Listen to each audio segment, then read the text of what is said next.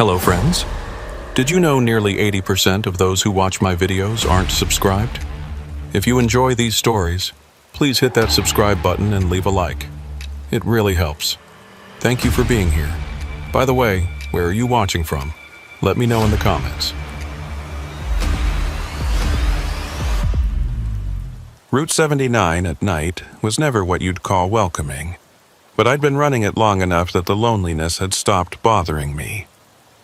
23 years behind the wheel teaches you to appreciate the quiet, the hum of the engine, the way the white lines pull you forward through the dark like a thread you're following home. You learn which rest stops have decent coffee, which way stations are sticklers about logs, and which stretches of highway go so long without a gas station that you'd better top off when you can. More than anything, you learn to trust the road, to read it like a language only drivers understand. But that night in early March, the road stopped making sense. I was hauling refrigerated goods out of Omaha, headed southeast toward Kansas City with a load of frozen poultry. Nothing glamorous, but steady work, and the pay was fair. The forecast had been calling for storms all week, one of those early spring systems that rolls in fast and mean, all wind and lightning with barely any rain to show for it. I'd driven through worse. Hell, I'd driven through blizzards in Montana where you couldn't see 10 feet past your hood, where the road disappeared under snow and you just had to trust your mirrors and pray the guy behind you was paying attention. A little thunder didn't scare me, but there's a difference between bad weather and something that feels wrong. And by the time I crossed into Missouri, the sky had that look. Heavy, bruised, like it was holding its breath. The CB radio had been crackling with chatter earlier in the evening, drivers trading warnings about high winds and downed branches near the state line. But as I got deeper into the route, the voices thinned out. One by one, they signed off or faded into static, until it was just me and the low hiss of dead air. I tried switching channels, scanning through the usual frequencies, but all I got was that empty buzz, the kind that makes you feel like you're the last person awake in the world. My phone still had a signal, 2 bars, enough to pull up the weather radar if I needed it, but I didn't bother. I'd been checking it all day and the story was always the same. Storms moving in, heavy wind, possible hail. Nothing I hadn't handled before. The first weird thing happened around 10:30. I was about 40 miles out from a rest area I'd marked on my map. A little pull-off with bathrooms and vending machines. Nothing fancy but clean enough and usually empty this time of night. I'd planned to grab a quick break there, stretch my legs, maybe heat up some soup on the dash cooker. The road was dark, real dark. The kind where your headlights feel like the only thing keeping the world from swallowing you whole. No streetlights out here, no houses, just farmland rolling away into nothing on both sides. And then, without warning, my headlights dimmed. Not out, just dimmed, like someone had turned down a switch. The dashboard lights flickered once, twice, and then steadied. I frowned, tapped the gauge cluster, checked the alternator reading. Everything looked normal. Battery was fine. Voltage was holding steady. Maybe just a hiccup, a power fluctuation, something in the electrical system adjusting to the load. It happened sometimes, especially in older rigs, though mine wasn't that old. I made a mental note to have it checked when I got back to the yard, but I didn't think much of it beyond that. Then the radio cut out completely. Not static, not a fade, just silence. Dead air, like someone had pulled the plug. I reached over and twisted the dial, cycled through every channel, but there was nothing. Not even the usual background noise, the white hiss you get between stations. Just empty, hollow quiet. That bothered me more than the lights. The CB is a lifeline out here, especially on long hauls through empty country. It's how you hear about accidents ahead, road closures, cops running speed traps, weather turning bad. Without it, you're flying blind. I tried my phone next, thinking maybe I could pull up a traffic app or call dispatch. But when I glanced at the screen, the signal was gone. No bars, no service, just a blank icon where the network should have been. I pulled over onto the shoulder, put the rig in neutral, and climbed out to take a look around. The wind hit me like a wall, cold and sharp, carrying the smell of rain even though the sky was still dry. I could see lightning in the distance, pale flickers on the horizon. Too far away to hear the thunder, but close enough to make the air feel electric. The highway stretched out in both directions, empty. Not a single pair of headlights in sight. That wasn't unusual for this stretch, especially late at night. But combined with everything else, the dead radio, the lost signal, the dimming lights, it felt heavier than it should have. I walked around the truck, checked the trailer connections, made sure the refrigeration unit was still running. Everything looked fine. The engine was purring, the coolant temp was steady, the tires were good. There was no reason for anything to be wrong, and yet everything felt off, like the air itself was holding something back. I climbed back into the cab, locked the doors out of habit, and sat there for a minute, just listening. The wind rattled the mirrors, made the whole rig sway slightly on its suspension. I could hear the refrigeration unit humming behind me, a low mechanical drone that was somehow reassuring in its consistency. But beyond that, there was nothing. No distant traffic, no animal sounds, no rustle of leaves or creak of branches. Just wind and silence and the faint electric buzz of the storm moving closer.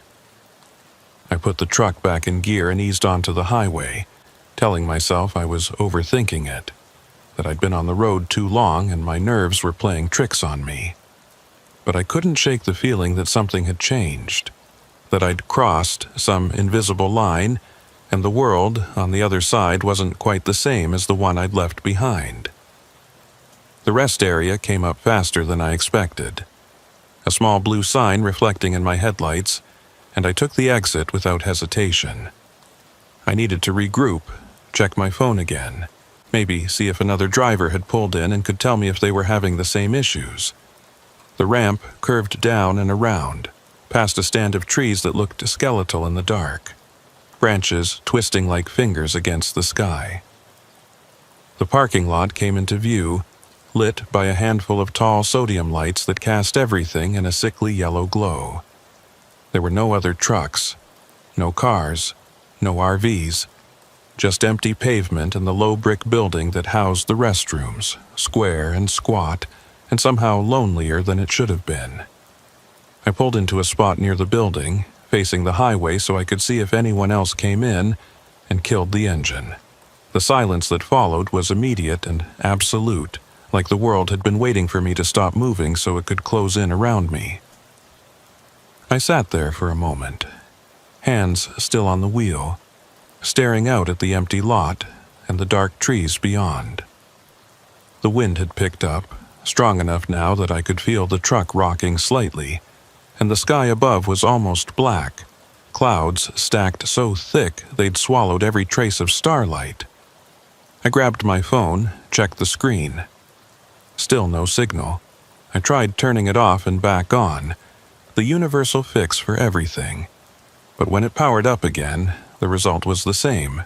No service, no data, no connection to anything. I climbed out, zipped my jacket up against the wind and headed toward the building. The lights overhead flickered as I walked, just once, but long enough to make me glance up. The bulbs looked old, yellowed, humming with that electric whine you get from fixtures that had been running too long without maintenance. The restroom door was heavy, metal, and it groaned when I pulled it open. Inside, the fluorescent lights were buzzing, casting a harsh white glow over the tile floor and cinder block walls. It smelled like industrial cleaner and damp concrete, familiar and weirdly comforting in its ordinariness. I used the facilities, washed my hands, splashed some cold water on my face. The mirror showed what I expected: tired eyes, lines deeper than they used to be, stubble that needed a shave.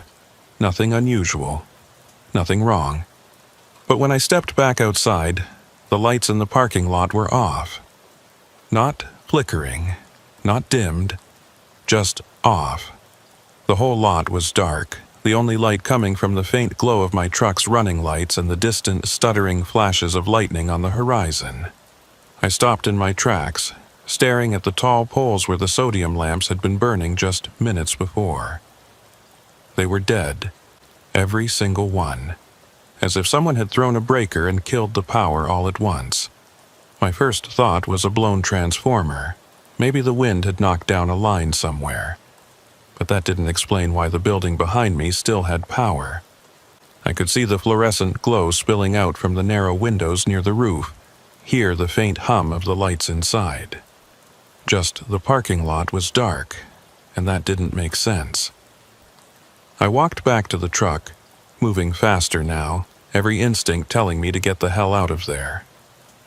The wind was louder, howling through the trees, and the first fat drops of rain were starting to fall, cold and heavy, smacking against my jacket and the pavement. I reached the driver's side door, yanked it open, and climbed inside, locking it behind me. My hands were shaking, just a little, and I hated that I couldn't explain why. There was no danger here, no visible threat, just a power outage and bad weather. But my gut was screaming at me, the same way it had screamed at me once before when I'd stopped at a truck stop in Arizona and walked in on a robbery in progress, the same way it had screamed when I'd seen a driver collapse from a heart attack at a way station in Nevada. That instinct, the one you can't explain and can't ignore, the one that keeps you alive when logic fails. I started the engine, felt the vibration settle into my bones, and reached for the CB radio out of habit. Still nothing. I tried my phone again, holding it up near the windshield like that might help. No signal. I sat there for a moment, staring out at the dark lot and the distant trees, trying to decide what to do. The smart thing would be to wait out the storm, let the rain pass, get some sleep. But something about this place felt wrong now, felt like it was waiting for something, and I didn't want to be here when whatever it was decided to show up. I put the truck in gear, flipped on the headlights, and rolled forward toward the exit ramp, slow and steady, watching the mirrors for any sign of movement behind me. That's when I saw the door. The restroom door, the heavy metal one I'd walked through just minutes before. It was opening, slowly, like someone was pushing it from the inside, the edge pulling back to reveal a sliver of that harsh fluorescent light. But there was no one there. No hand on the handle. No figure stepping out. Just the door swinging open on its own, inch by inch, until it was halfway ajar and the light spilled out across the pavement like a pale tongue. I stopped the truck, staring, my foot frozen on the brake. The wind could have done it, I told myself. Could have caught the door if it wasn't latched right, pulled it open.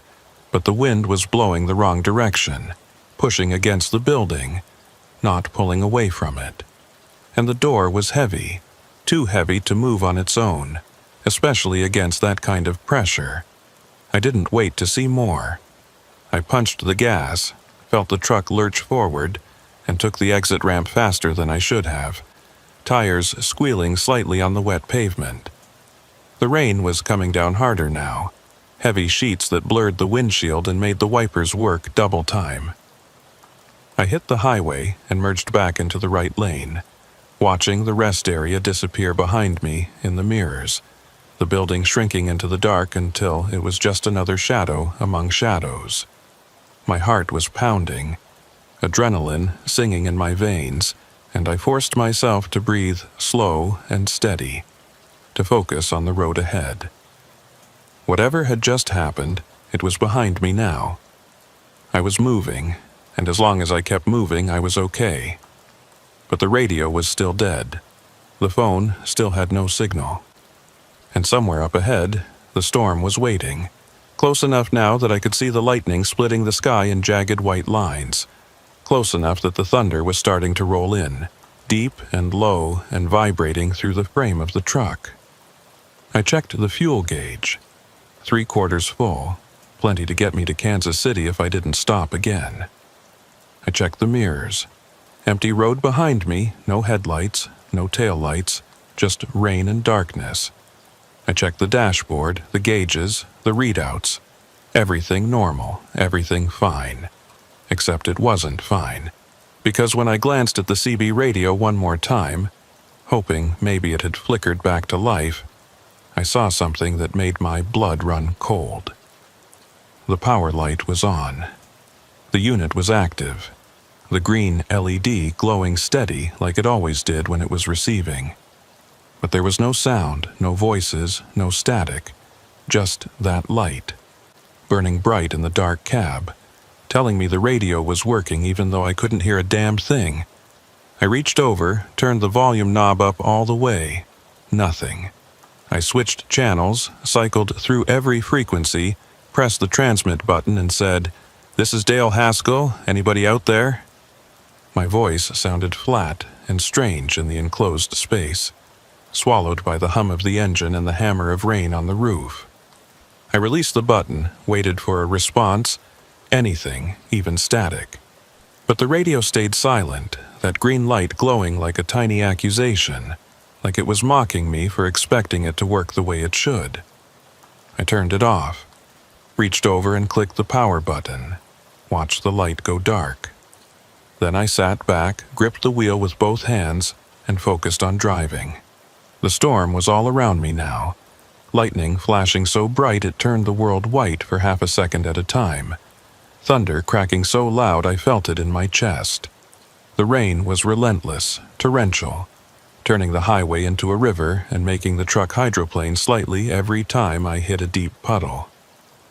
I slowed down, dropped to 40, then 30, my headlights barely cutting through the downpour. I couldn't see more than 20 feet ahead, couldn't see the lane markers, couldn't see anything but rain and darkness and the occasional flash of lightning that lit up the world in stark, colorless detail. And then, through the rain, I saw a figure. Standing on the shoulder, just outside the reach of my headlights, facing the road. I caught it for only a second, a silhouette in the flash of lightning, arms at its sides, perfectly still. Then the light was gone, and the figure was swallowed by darkness again. I eased off the gas, heart hammering, eyes locked on the spot where I'd seen it. Another flash, another brief window of light, and there it was again. Closer now, maybe 10 feet from the edge of the pavement. Tall, dark, unmoving. Waiting. I didn't stop, didn't slow down any more than I already had. I kept my foot steady on the pedal, kept the truck rolling forward, and told myself it was a tree, a post, a trick of the light in the rain. But I knew what I'd seen. I knew the shape of a person, the way a body stands, the way it holds itself against the wind. And whoever or whatever that was, it hadn't moved, hadn't flinched, hadn't turned its head, hadn't reacted to the truck at all. Just stood there, watching the road, like it had been waiting for something to come along, like it had been waiting for me. The figure disappeared behind me as I pushed forward through the rain, and I forced myself not to look back, not to check the mirrors one more time. Whatever I'd seen, it was gone now, swallowed by the storm and the distance, and dwelling on it wouldn't change anything. I had a schedule to keep, a load to deliver, and roads that wouldn't get any safer the longer I waited. The smart thing was to find another rest stop, somewhere with power and other drivers, somewhere that didn't feel like the last outpost before the edge of the world. But the highway stretched on with no exits in sight, just mile after mile of empty road bordered by fields I couldn't see and trees that bent and swayed in the wind like they were trying to pull free from the ground. I tried the CB radio again, even though I knew it wouldn't work. Flipped it on, watched the green light glow, cycled through the channels one by one. Nothing. Static would have been something, at least proof that the airwaves existed, that somewhere out there someone was transmitting. But this silence was different, heavier, like the radio was receiving perfectly, but there was simply nothing left to hear. I thought about Red Callister, my usual road partner on the longer hauls, the guy I'd call when the nights got too quiet or the route got too strange. Red had been driving even longer than I had, 27 years on the road, and he'd seen everything worth seeing and a few things that probably weren't. He was the one who taught me to trust my gut, to never ignore that cold feeling in your stomach when something didn't add up. "The road talks to you," he'd said once, sitting across from me at a truck stop in Iowa, coffee going cold between his hands. "You just gotta learn to listen." I wished I could call him now, hear his voice cut through the static and the silence, calm and steady like always. But my phone was still useless, the screen showing no signal no matter how many times I checked, and the CB was a dead end. I was on my own, and the realization settled over me like a weight I hadn't been carrying before but couldn't ignore now. The storm was hitting harder, wind buffeting the truck so violently I had to fight the wheel to keep it straight, rain coming down in waves so thick the wipers couldn't keep up. Visibility dropped to almost nothing, just a wall of water lit by my headlights, and I slowed to a crawl, hazards on, praying nobody came up behind me too fast to stop. That's when the headlights appeared. Two bright spots in my rearview mirror, cutting through the rain, coming up fast. Too fast. I tensed, foot hovering over the brake, watching as the lights closed the distance between us. For a moment, I thought they were going to hit me, just plow straight into the back of my trailer. But at the last second, they swerved into the left lane and roared past, so close, I felt the turbulence shake the cab. It was a pickup truck, dark-colored, maybe black or deep blue, hard to tell in the rain. The windows were tinted, the bed empty, and it was moving like the driver had somewhere urgent to be or didn't care about the conditions. I caught a glimpse of the license plate as it passed, tried to read the numbers, but the rain blurred everything and it was gone before I could focus. The truck didn't slow down. It just kept going, headlights receding into the storm ahead of me until they were swallowed completely, leaving me alone again on the highway. I exhaled, realized I'd been holding my breath, and loosened my grip on the wheel. Probably just someone trying to outrun the weather, I told myself. Someone who didn't know any better or didn't care. But something about the way it had come up on me, silent and sudden despite the storm, something about the speed and the darkness of it, left me uneasy. I checked the mirrors again, scanning for more lights, but there was nothing. Just rain and darkness, and the faint glow of my own taillights reflecting off the wet pavement. The next exit came up 10 minutes later. A small green sign half obscured by rain announcing a town I'd never heard of and services 2 miles ahead. I took it without thinking, desperate for any kind of refuge, any sign of civilization. The off-ramp curved down and away from the highway, winding through trees that pressed in close on both sides, branches scraping against the trailer as I navigated the tight turn. The road leveled out and I found myself on a 2-lane strip of cracked asphalt. No streetlights, no buildings, just darkness and the narrow tunnel of my headlights cutting through the rain. I almost turned back, almost headed straight for the on-ramp to get back to the highway. But then I saw it. A light, pale and flickering, barely visible through the downpour, but there. A sign of life. I followed the road toward the light, moving slowly, carefully, scanning for potholes and debris. The trees thinned out and gave way to a clearing, and I realized I was looking at a truck stop, or what used to be one. The building was old, single-story, flat-roofed, with a pair of gas pumps out front that looked like they hadn't worked in years. The sign above the door was unlit, the letters faded and peeling, but I could just make out the words, Traveler's Rest, Fuel, Food, Lodging. The light I'd seen was coming from a single bulb over the entrance, swaying in the wind, casting erratic shadows across the gravel parking lot. There were no other vehicles. No trucks, no cars, nothing. Just me and the rain and that one pale light. I pulled into the lot, parked close to the building, and sat there for a long moment. Engine idling. Wipers slapping back and forth across the windshield. Every instinct told me this was a bad idea, that I should get back on the highway and keep driving until I found something that looked less abandoned, less wrong. But the storm wasn't letting up, and I was exhausted, running on fumes and adrenaline and too much coffee. I needed a break, needed to get out of the cab and stretch my legs, and maybe figure out why my phone and radio had stopped working. I grabbed my flashlight from the glove box, checked that it worked, and climbed out into the rain. The cold hit me immediately, soaking through my jacket in seconds, and I jogged toward the entrance, boots splashing through puddles. The door was unlocked, the handle turning easily under my hand, and I pushed it open and stepped inside.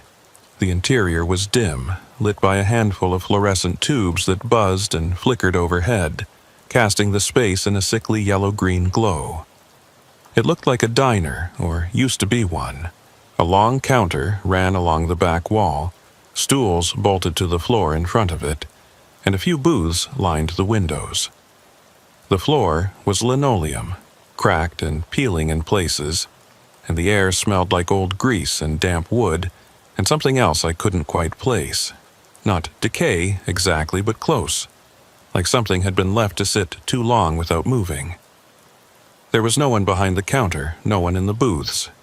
No sound except the hum of the lights and the muffled roar of the storm outside. I called out, "Hello? Anybody here?"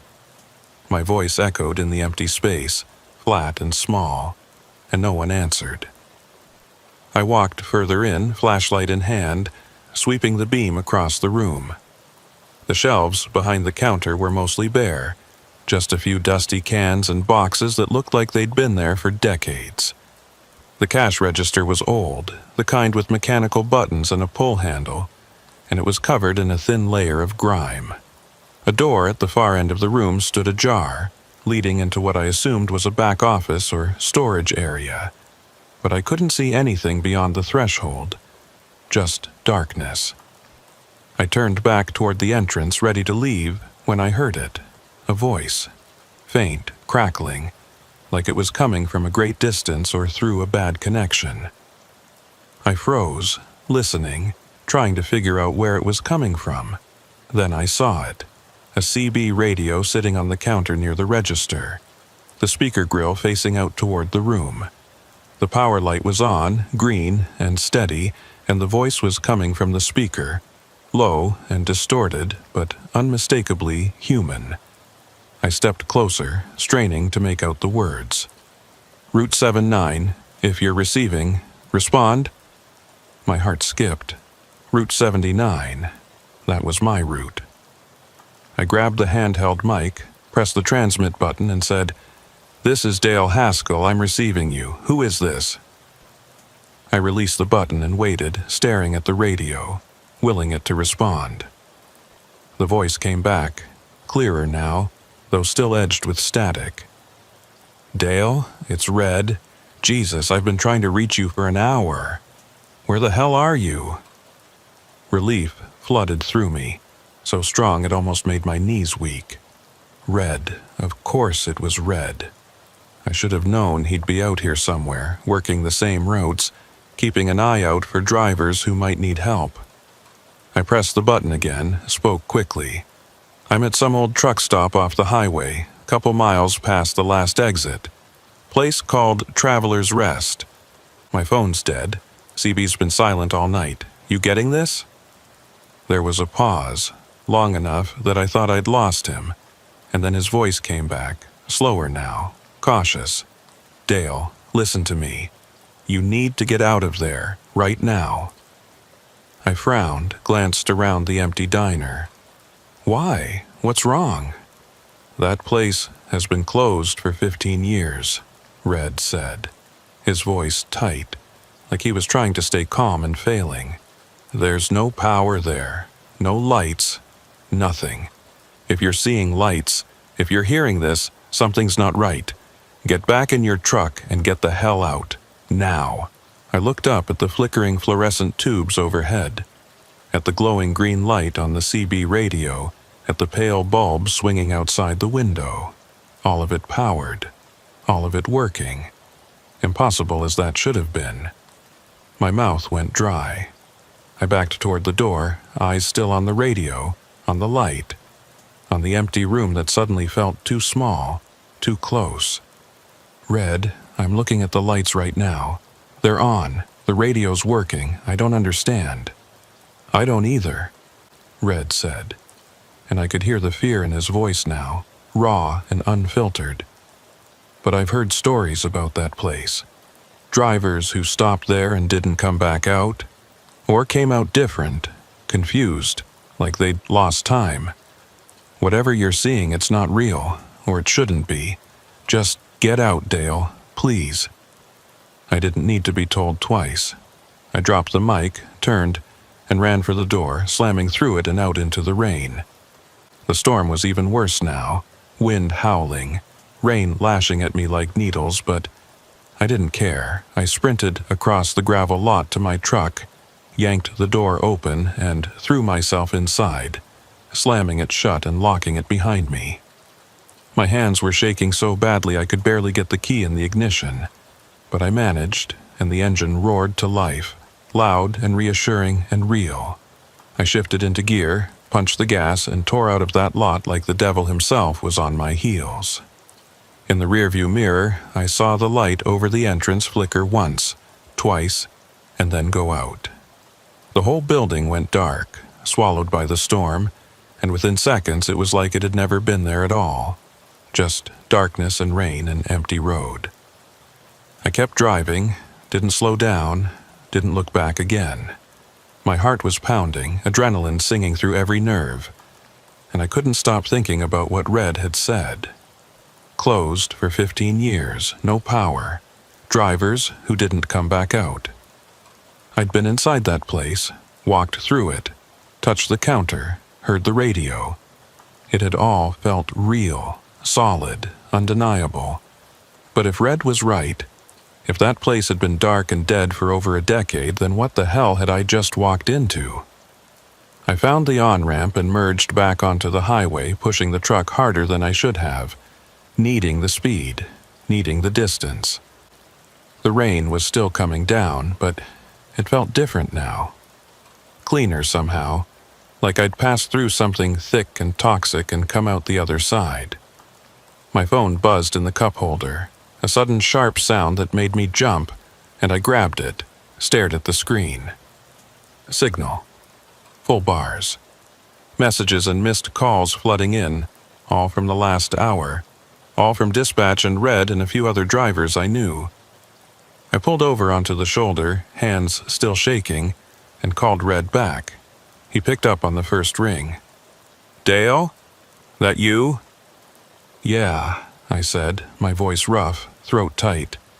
"Yeah, it's me. I'm out. I'm okay." "Thank God," he breathed, and I could hear the relief in his voice, heavy and genuine. "I thought I'd lost you, man. When your signal dropped and you didn't respond, I thought—" He trailed off, didn't finish the sentence, and I didn't need him to. I knew what he'd thought. Same thing I would have thought. "What the hell was that place?" I asked, staring out at the dark highway, at the rain still hammering down. "You said it's been closed for 15 years? "At least," Red said. "Maybe longer. Used to be a decent stop back in the day. Then the highway got rerouted, traffic dried up, owner couldn't keep it running. Place has been sitting empty ever since. Some drivers say it's haunted, that you can still see the lights on stormy nights, but most folks just avoid it. I thought it was bullshit, ghost stories truckers tell each other to pass the time. But after tonight..." He paused, exhaled slowly. "I don't know what to think anymore." Neither did I. I sat there in the cab, listening to the rain drum against the roof, feeling the truck sway slightly in the wind. The logical part of my brain was screaming for an explanation, a rational reason for what I'd seen. Hallucination, maybe, brought on by exhaustion and stress, or a trick of the light, the storm playing games with my perception. But I knew what I'd experienced. I'd walked through that diner, heard that radio, seen those lights. It had been real as the wheel under my hands and the road beneath my tires. And if it wasn't, if Red was right, and that place had been dark and dead for years, then I didn't want to know what I'd actually been standing in. "You still there?" Red's voice pulled me back, grounding me in the present. "Yeah," I said. "Yeah, I'm here. Just trying to make sense of it." "Don't," he said, firm and final. "Some things you can't make sense of, Dale. Some things you just drive away from and don't look back. You're safe now. That's what matters." He was right, of course. He usually was. We talked for a few more minutes, him making sure I was really okay, me assuring him I was fine, just shaken. He told me to find a proper rest stop, get some sleep, and call him in the morning. I promised I would, thanked him for reaching out, for trying to warn me, and ended the call. Then I sat there for a while longer, staring out at the storm, trying to slow my heartbeat, trying to convince myself that everything was going to be okay. Eventually, I pulled back onto the highway and kept driving. The storm started to ease up about an hour later, the rain tapering off to a drizzle, the wind dying down to a steady push. I found a rest area with bright lights and a dozen other trucks parked in neat rows, and I pulled in gratefully, parking between a refrigerated rig and a flatbed hauling lumber. There were people here, other drivers moving around, the hum of idling engines and the faint smell of diesel. Normal, real, safe. I climbed into the sleeper berth, set an alarm for 6 hours, and tried to sleep. But every time I closed my eyes, I saw that flickering light over the entrance, heard Red's voice crackling through the radio, felt the cold dread that had settled in my gut the moment he told me the place should have been dark. Sleep came eventually, restless and shallow, and when I woke the sky was gray with dawn, and the storm had passed completely, leaving behind only wet pavement and a world that looked cleaner, sharper, like it had been washed free of something it had been carrying for too long. I checked my phone, messages from dispatch, routine check-ins, nothing urgent. I responded, confirmed I was on schedule, and got ready to roll. Before I started the engine, I opened the CB radio app on my phone, scrolled through the logs, looking for any record of the transmission I'd heard the night before. But there was nothing. No record of Red's call, no timestamp, no frequency. Just a blank log, like it had never happened. I frowned, closed the app, and tried not to think about what that meant. The rest of the drive to Kansas City was uneventful. Clear roads, light traffic, no problems. I dropped the load on time, signed the paperwork, and headed back to the yard. Red called me that afternoon, just checking in, making sure I was really okay. We didn't talk about the truck stop, didn't revisit what had happened. There was an unspoken agreement between us that some things were better left alone, that dwelling on them wouldn't change anything and might make it worse. But I could hear it in his voice, the same unease I was feeling, the same nagging sense that we'd brushed up against something we weren't supposed to see. I didn't run Route 79 again for 6 months. When I finally did, it was midsummer, broad daylight, clear skies. I passed the exit where I'd turned off that night, and I didn't slow down, didn't even glance at the off-ramp. I just kept driving, eyes forward, hands steady on the wheel. And I never looked for Traveler's Rest again, because some places, I've learned, are better left in the dark. Some places aren't meant to be found, and the drivers who find them anyway, well, they're the ones who end up with stories they can't quite explain, and memories that don't fade no matter how many miles they put between themselves and the road. But even now, years later. When I'm driving at night and the storms roll in, when the radio goes quiet and the phone loses signal, I feel it. That cold prickle at the back of my neck, that sense that I'm not as alone as I think I am. And I remember the light swaying over the entrance, the voice crackling through the speaker, the darkness that swallowed the building the moment I drove away.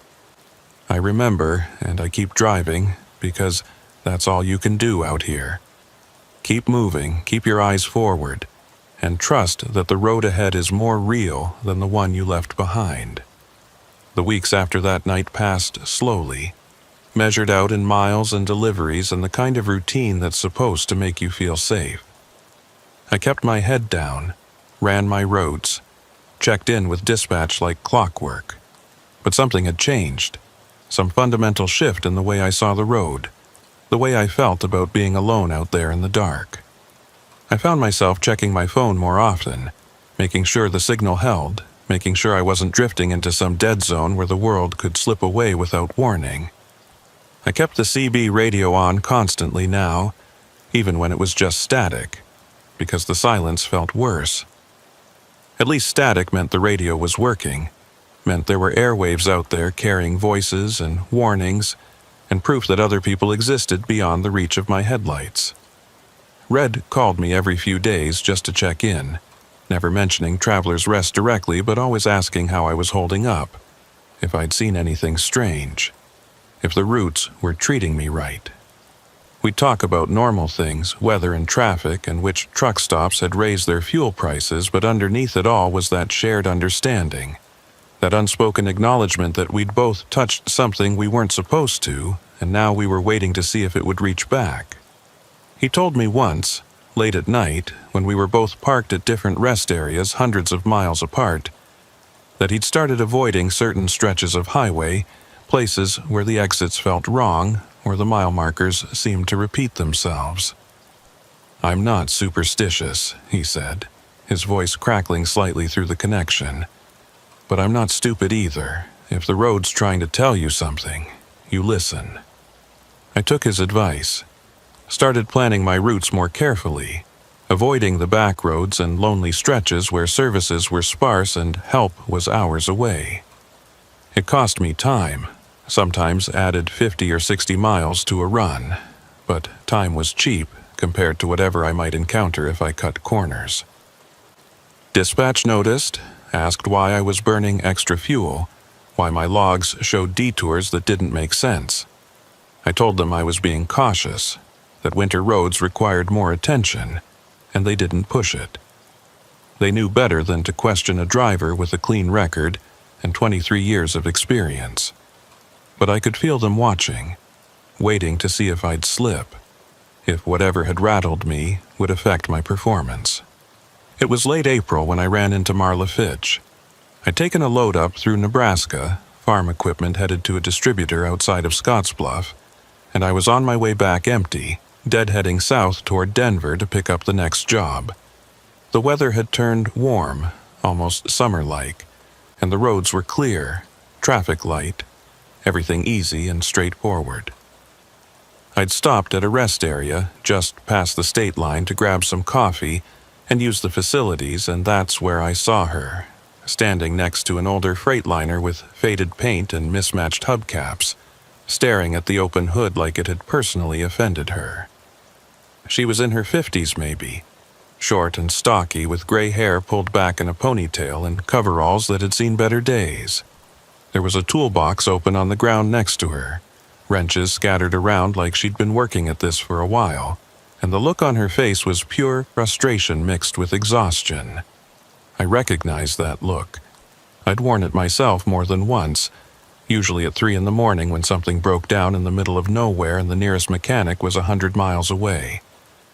I hesitated, not wanting to intrude, but something about the way she was just standing there, hands on her hips, staring at the engine like willpower alone might fix it, made me walk over.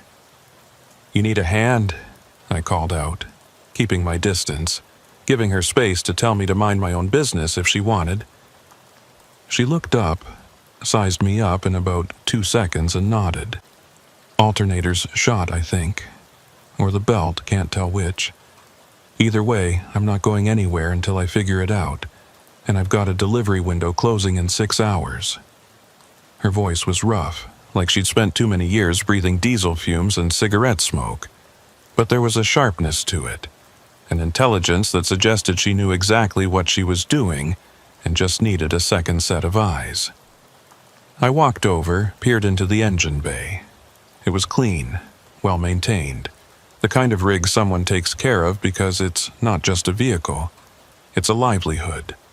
I could see the belt right away, frayed and loose, barely holding tension. "Belt's gone," I said, pointing. "Alternator's probably fine, but you're not getting power to it. You got a spare?" She shook her head, frustrated. "Used my spare 2 months ago in Wyoming. Been meaning to pick up another one, kept putting it off. Stupid." She kicked at the gravel, hands shoved in her pockets. "Guess I'm calling a tow, sitting here until someone shows up with the part." I glanced at my watch, did the math. I had time, not a lot, but enough. "I've got a spare that might fit. Won't know until we try, but if it works, you can pay me back whenever. No point sitting here waiting for a tow if we can fix it now." She stared at me for a long moment, like she was trying to figure out if I was genuine or if there was some angle she wasn't seeing. Then she nodded, just once, and said, "All right, let's try it." We spent the next 40 minutes swapping out the belt, working in comfortable silence broken only by the occasional request for a tool or a comment about the weather. She knew her way around an engine, didn't need me to explain anything, just worked methodically and efficiently, the way you do when you've been doing this long enough that your hands remember what your brain forgets. When we finally got the new belt on and tensioned properly, she climbed into the cab, turned the key, and the engine roared to life, smooth and steady. She let it run for a minute, checking the gauges, then killed it and climbed back out, wiping her hands on a rag. "I owe you," she said, extending a hand. "Marla Fitch?" "Dale Haskell," I said, shaking her hand. Her grip was firm, calloused, the handshake of someone who'd worked hard their whole life and wasn't afraid to show it. "You don't owe me anything. Just pay it forward next time you see someone stuck." She smiled, small and brief, but genuine. "Fair enough. You running solo?" "Most of the time," I said. "Easier that way. Don't have to worry about anyone else's schedule." "I hear that," she said, leaning against the truck, arms crossed. "Been solo for 8 years now. Used to run with a partner, but that fell apart. Now it's just me and the road." She paused, glanced out at the highway, at the steady stream of traffic moving past. "Gets lonely sometimes, but it's honest work, you know where you stand." We talked for a while longer, trading stories the way drivers do, comparing routes and schedules and the quirks of different truck stops along the way. She told me she usually worked the northern routes, Montana and Wyoming and the Dakotas, running agricultural supplies and equipment to farms and co-ops. Hard work, long hours, but steady. I told her I'd been running all over, wherever dispatch sent me, mostly refrigerated goods and time-sensitive cargo. She nodded along, listening, and then she asked the question I'd been hoping to avoid. "You ever run Route 79 through Missouri?" I froze just for a second, but long enough that she noticed. "Yeah," I said carefully. "I've run it. Why?" She looked at me, eyes narrowing slightly, like she was trying to read something in my face. "Had a weird run through there last month. Storm came in out of nowhere, lost all my electronics, phone, radio, everything. Found myself at this old rest area, place called Evergreen Station. Lights were on, building looked open, but when I went inside, it was empty. I mean, completely empty. No furniture, no fixtures, just concrete floors and bare walls. But the lights were on, bright as day, and I could hear voices coming from somewhere, like a radio playing in another room. Couldn't find the source, couldn't figure out where the power was coming from. Spooked me bad enough I got back in the truck and left. Didn't stop again until I was 2 states over. My mouth went dry. Different place, same pattern. Electronics cutting out. Lights that shouldn't be on. Voices with no source. I wanted to tell her about Traveler's Rest, about what Red had told me, about the empty CB logs and the building that vanished into darkness. But I also didn't want to sound crazy. Didn't want to turn this into some kind of ghost story swap that would make both of us paranoid about every strange thing we saw on the road. So I just nodded, kept my voice neutral. Yeah, that stretch can get weird. Storms mess with the signals. Sometimes you lose everything all at once. Happened to me once too. Best thing you can do is keep moving. Don't stop unless you absolutely have to. She studied me for a moment longer, then nodded slowly. That's what I figured. Still can't explain the lights, though. Place should have been condemned years ago. No reason for it to have power. She pushed off from the truck, straightened up. Anyway, I should get moving. Got miles to cover and daylight's burning. Thanks again for the help, Dale. Maybe I'll see you out there sometime. Maybe, I said, shaking her hand again. Stay safe. You too, she said. And there was weight behind those words, like she knew more than she was saying, like she'd seen enough to understand that safe was a relative term out here. She climbed into her cab, started the engine, and pulled out of the rest area, her truck merging smoothly into traffic and disappearing down the highway. I stood there for a while, watching her go, thinking about Evergreen Station and Traveler's Rest and all the other places that probably existed along these roads. Places that shouldn't be open, shouldn't have power, shouldn't be waiting for drivers like us to stumble into them. I got back in my own truck, checked my phone out of habit.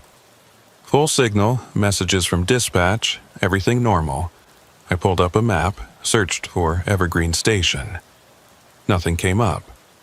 I tried different spellings, different search terms, but the results were always the same. No rest area, no truck stop, no station by that name anywhere near Route 79. I tried searching for Traveler's Rest too, just to see if maybe I'd imagined the whole thing, if exhaustion and stress had warped my memory into something that never happened. But that search came up empty as well. No records, no reviews, no mentions on any of the trucker forums I checked. It was like both places had been erased, scrubbed from the maps and databases existing only in the memories of drivers who'd been unlucky enough to find them. I sat there for a long time, staring at the phone screen, feeling that cold dread settle in my gut again. If Marla had experienced the same thing I had, if other drivers were out there encountering these places, these blackout zones where reality bent and the rules stopped applying, then it wasn't isolated. It was a pattern, and patterns meant something. They meant there was a system at work, something deliberate, something that knew how to find drivers when they were alone and vulnerable and cut off from help. I didn't know what it was, didn't have a name for it, didn't even know if it was something physical or just some trick of the environment. Some confluence of weather and electromagnetic interference that created pockets where things went wrong. But I knew it was real, knew it was dangerous, and knew that ignoring it wouldn't make it go away. I called Red that night from a hotel room in Colorado Springs, needing to hear a friendly voice, needing to talk through what Marla had told me. He listened without interrupting, and when I finished, he was quiet for a long moment before speaking. You think it's connected? Traveler's Rest in this Evergreen Station? I don't know, I admitted. But it's too similar to be coincidence. Same setup, same blackout conditions, same feeling of wrongness. And neither place exists on any map I can find. That bothers me more than anything else. Yeah, Red said, his voice thoughtful. Yeah, that bothers me too. Listen, I've been asking around, talking to some of the old-timers who've been on these roads longer than either of us. Got a few stories that sound familiar. Places that appear during storms or at night. Places that look operational but aren't. Places where drivers stop and lose time or come out feeling like something's off. Nobody talks about it much because it sounds crazy, because there's no proof, but the stories are out there if you know how to ask. "What do you think it is?" I asked, even though I wasn't sure I wanted to hear the answer. He sighed, and I could hear him shifting, probably sitting up in his own sleeper berth somewhere, staring out at his own stretch of dark highway. "Honestly, I think there are places on these roads that don't follow the normal rules. Places that exist in the cracks, that show up when conditions are right and vanish when they're not. Maybe it's electromagnetic, maybe it's something about the way the roads were built, crossing old territories or burial grounds or fault lines. Maybe it's just the road itself, the asphalt and the miles and all the people who've driven them, leaving behind some kind of residue that builds up over time. I don't know. But I know better than to dismiss it because I felt it too. That sense that you're not where you think you are. That the world has shifted just slightly out of phase and you're driving through the shadow of something that shouldn't exist. His words hung in the air between us, heavy and undeniable. I wanted to argue, wanted to find some rational explanation that would make it all make sense, but I couldn't. Because he was right. I had felt it, that sense of being out of phase, of driving through something that was real but shouldn't be, and now that I knew other drivers had experienced it too, now that I had names and stories to attach to that feeling, it was harder to pretend it was just exhaustion or imagination. "So, what do we do?" I asked. "Just avoid those routes? Hope we don't stumble into one of these places?" "That's all we can do," Red said. "Stay alert, trust your instincts, and if something feels wrong, don't stop. Don't investigate. Just keep moving. These places, whatever they are, they can't touch you if you don't engage with them. At least, that's the theory. Nobody really knows for sure because the drivers who stop and go inside, well, most of them don't talk about it afterwards. And the ones who do, they're never quite the same." I thought about that, about the implications of what he was saying. Drivers changed by these encounters, marked by them in ways that weren't visible but were undeniable. I wondered if I was one of them now, if walking into Traveler's Rest had left some kind of residue on me, some shadow that would follow me for the rest of my time on the road. I didn't feel different, but then again, how would I know? How would anyone know if the change was subtle enough, gradual enough that it just became part of who you were? We talked for a while longer, trading theories and warnings, promising to stay in touch more regularly. When I finally hung up and lay back on the hotel bed, staring at the ceiling, I felt both better and worse. Better because I wasn't alone in this, because there were other people who understood what I'd experienced and took it seriously. Worse because now I knew it wasn't isolated, wasn't some one-time glitch in the fabric of the world. It was ongoing, persistent, waiting out there on the roads for the next driver to wander into its reach. I didn't sleep well that night. Kept waking up to check my phone, make sure the signal was holding, make sure I was still connected to the world in some tangible way. And when I finally did drift off, I dreamed about highways that stretched on forever, mile markers that counted backward, and rest areas full of lights and voices that disappeared the moment I opened my eyes. In the morning, I checked out early, grabbed coffee from a gas station and hit the road while the sun was still low on the horizon. The day was clear and bright, traffic steady, everything normal and mundane and exactly what I needed. I focused on the road ahead, on the simple mechanics of driving, on the rhythm of the engine and the feel of the wheel under my hands. But I couldn't shake the feeling that I was being watched. that somewhere behind me or ahead of me or just beyond the edge of my vision, something was waiting. And the worst part was knowing that no matter how carefully I planned my routes, no matter how alert I stayed or how many precautions I took, there would come a night when the storms rolled in and the signals dropped, and I'd find myself at another exit, another rest area, another place that shouldn't exist but did. And when that happened, I'd have to make the same choice I'd made at Traveler's Rest. Stop and investigate or keep driving, and never know what I'd narrowly avoided. I chose to keep driving. Always keep driving. Because Red was right about one thing. The road talks to you if you know how to listen. And what it was telling me now, clear as day, was that some exits aren't meant to be taken. Some lights aren't meant to guide you home, and some places will welcome you in and never let you leave the same person you were when you arrived. I'd been lucky once, maybe twice if you counted the fact that I'd listened to Red's warning and gotten out before something worse happened. But luck runs out eventually, and when it does, all you have left is instinct and experience and the hope that you've learned enough to recognize danger before it's too late. So I drove, put miles between me and that hotel room, between me and the memories of flickering lights and impossible voices. I ran my routes, delivered my loads, checked in with dispatch and Red and the handful of other drivers I trusted enough to talk to about the things we'd seen. And every time I passed an exit in the dark, every time I saw a rest area that looked just a little too isolated, or a truck stop that seemed just a little too quiet, I kept my foot on the gas and my eyes on the road ahead. Because whatever was out there, whatever these blackout zones were and why they existed, I didn't need to understand them. I just needed to survive them.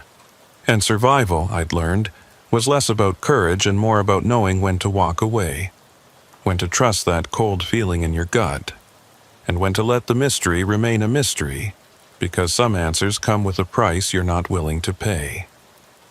3 months passed before Route 79 came up again on my schedule. I'd been avoiding it, taking longer routes that added hours to my runs, finding reasons to turn down loads that would send me through Missouri. Dispatch noticed, but didn't say anything. Probably figured I had my reasons, and as long as I kept making deliveries on time, they'd let me work around it. But eventually, the numbers caught up with me, and I got assigned a time-sensitive load that couldn't be rerouted. Frozen pharmaceuticals that needed to reach a distribution center in Kansas City within 18 hours. The only way to make the window was straight through on Route 79. No detours, no delays. I took the job because I had to, because turning it down would raise questions I didn't want to answer. But I planned it carefully. Made sure I'd hit that stretch during daylight hours, made sure my phone was charged and my CB was working, and I had Red's number on speed dial. I told myself it would be fine, that whatever happened to me before was a fluke, a perfect storm of bad weather and bad timing and exhaustion that wouldn't repeat itself. But I didn't believe it. Not really. I could feel the dread building in my gut as I loaded up and pulled out of the yard. Could feel it settling heavier with every mile that brought me closer to that stretch of highway. The weather was clear when I started. Mid-morning sun burning off the last of the dew. Sky so blue it hurt to look at. Perfect driving conditions. The kind that should have made me relax, should have let me settle into the rhythm of the road and forget about everything else. But I couldn't shake the tension in my shoulders, the way my hands gripped the wheel just a little too tight, the way I kept checking the mirrors even though there was nothing behind me but empty highway. The CB was quiet, just the occasional burst of chatter from other drivers trading information about traffic or road conditions, and my phone showed full signal, 5 bars, everything working exactly the way it should. I crossed into Missouri just after noon, and Route 79 opened up ahead of me like a long gray ribbon cutting through farmland and forest. The road was familiar now in a way that made my skin crawl. Every curve and exit burned into my memory from that night 3 months ago. I passed the rest area where I'd first noticed the lights dimming, and I didn't slow down, didn't even glance at the exit. Just kept my foot steady on the gas and my eyes locked forward. The mile markers ticked past, steady and predictable, counting down the distance to Kansas City. 40 miles, 35, 30. Each one felt like a small victory, proof that I was making it through, that nothing was going to happen this time. But then the sky started to change. It was subtle at first, just a thickening of the clouds on the western horizon, a darkening that could have been nothing more than afternoon shadows. But within 20 minutes the whole sky had turned gray, heavy clouds rolling in faster than any weather system should move, and the temperature dropped so suddenly I could feel it through the cab's climate control. I checked the weather app on my phone, but it showed clear skies. No warnings. No indication that a storm was anywhere near me. I looked out the windshield at the darkness gathering overhead and felt my stomach drop. This wasn't natural. This was the same pattern as before, the same impossible speed, the same sense that the weather was being directed rather than simply happening. The first drops of rain hit the windshield like stones, hard and heavy, and within seconds it was a downpour. Visibility dropped to almost nothing, the world disappearing behind a wall of water, and I had to slow down, had to ease off the gas before I hydroplaned or worse. My headlights cut through the rain in weak yellow cones that barely reached 10 feet, and the wipers were working overtime, slapping back and forth in a rhythm that sounded frantic, desperate. I reached for my phone, thinking I'd call Red, let him know what was happening, but when I looked at the screen it showed no signal. 0 bars, just like before. The CB was still on, but when I tried to transmit, all I got was dead air, that same hollow silence that told me the radio was working but there was nothing out there to receive it. I should have pulled over, should have found a safe place to wait out the storm. But every instinct I had was screaming at me to keep moving, to not stop, to put as much distance between me and whatever was happening as I possibly could. So I drove, crawling forward at 30 miles an hour with my hazards on, praying that nobody came up behind me too fast, praying that I'd make it through this stretch before something worse happened.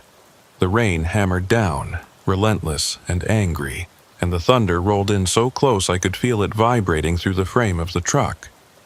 Lightning split the sky in jagged white lines, illuminating the world in brief, colorless flashes that showed me nothing but rain and empty road and darkness pressing in from all sides. That's when I saw the exit sign. It appeared suddenly in my headlights, a green rectangle reflecting the light, white letters spelling out words I didn't recognize. Meridian Rest, 1 mile. I'd never seen that exit before, never heard of Meridian Rest, and I'd driven this route enough times to know every exit by heart. But there it was, solid and real and impossible. And as I passed it, I felt a pull, a physical sensation like something was tugging at the truck, trying to guide me toward that off-ramp. I gripped the wheel harder, fought against the pull, and kept going straight. But then the sign appeared again, closer now. Meridian Rest, 1 mile. Same sign, same distance, like I hadn't moved at all. My heart was pounding now, adrenaline flooding my system. I checked the odometer, watched the numbers ticking up, proof that I was moving forward. But when I looked up, the sign was there again. Exactly the same. Exactly 1 mile ahead. Meridian Rest, 1 mile. I pushed the gas pedal down, accelerated as much as I dared given the conditions, and the truck surged forward. The mile marker on the side of the road blurred past, then another, but the sign stayed ahead of me, always 1 mile away, always promising a rest stop that I knew with absolute certainty I should not take. Then the radio crackled to life, not voices, not static, just a low hum that rose and fell like breathing. I reached over and turned it off, clicked the power button and watched the light go dark. But the sound continued, emanating from the speaker even though the unit was dead. The hum grew louder, more insistent, and underneath it I could hear something else. A whisper, faint and distorted, but unmistakably words. I couldn't make them out, couldn't separate them from the background noise, but I knew they were there, knew they were being spoken deliberately, trying to tell me something or call me towards something. I grabbed my phone, tried to turn it on, even though I knew it wouldn't work. The screen lit up, but instead of the normal display, all I saw was static, black and white pixels dancing across the glass like television snow. I pressed the power button, held it down, trying to force a restart, but the static remained, unchanging, hypnotic. I threw the phone onto the passenger seat and focused on driving, on keeping the truck between the lines, on ignoring the pull that was getting stronger with every mile. The exit appeared in my headlights without warning, the off-ramp curving away to the right, and for a split second I felt the wheel turn in my hands, felt the truck start to drift toward it. I yanked hard to the left, overcorrecting, and the trailer fishtailed slightly before I got it back under control.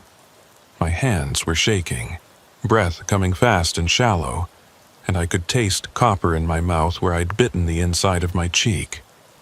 The exit slid past, receding in my mirrors, and I thought I'd made it, thought I'd resisted whatever force was trying to guide me off the highway. But then I saw the lights. Not headlights, not lightning, just lights floating in the darkness to my right, pale and steady, moving parallel to the highway. There were dozens of them, maybe more, arranged in rows like windows in a building. But there was no building, no structure, just the lights hanging in empty space. They kept pace with me as I drove, matching my speed exactly, and I could see shadows moving behind them, shapes that might have been people but were too far away to make out clearly. I didn't look directly at them, kept my eyes on the road ahead, but I could see them in my peripheral vision, could feel their presence like weight pressing against the side of the truck. The whispers from the radio grew louder, clearer, and now I could make out fragments of words. Stop. Rest. Safe here. Stop. The voice was familiar somehow, though I couldn't place it, couldn't attach it to any memory or person I knew. It sounded kind, inviting, like someone offering help rather than demanding it. But underneath that kindness was something else, something hungry and patient and utterly inhuman. I reached over and ripped the CB radio out of its mount, yanked the power cable free, and threw the whole unit into the back of the cab. The whispers stopped immediately, leaving only the sound of rain and wind and my own ragged breathing. The lights began to fade, growing dimmer and farther away, until they were just pale smudges in the darkness before disappearing entirely. The pull lessened, the sensation of being guided toward something releasing its grip on me, and suddenly I was just driving through a rainstorm, nothing more. The exit signs returned to normal, showing familiar names and accurate distances. The mile markers made sense again, counting up the way they should. My phone buzzed in the passenger seat, and when I picked it up, the screen showed normal icons, normal time, full signal restored. Messages from dispatch asking for an ETA, texts from Red checking in, everything mundane and ordinary and real. I pulled over at the next rest area I found, a legitimate one with bright lights and security cameras and a dozen other trucks parked in neat rows. My hands were still shaking so badly I could barely turn the key to shut off the engine, and when I climbed out of the cab, my legs felt weak, unsteady, like I'd been driving for days instead of hours. I walked around the truck, checked the trailer, made sure everything was secure and undamaged.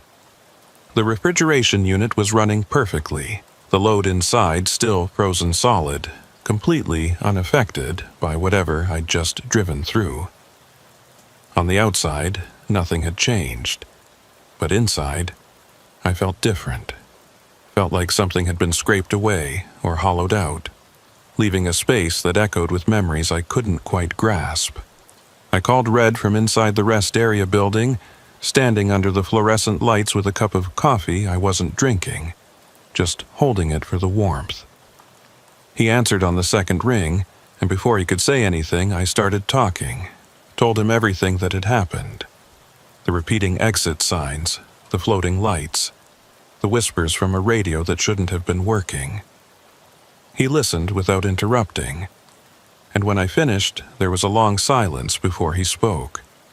"You made it through," he said, finally, his voice quiet but firm. "That's what matters. You didn't stop, didn't take the exit, didn't let it pull you off the road. A lot of drivers can't say that." "What the hell was it, Red?" I asked, and I could hear the desperation in my own voice. The need for an answer that made sense. What's happening on that route? "I don't know," he said, and I believed him.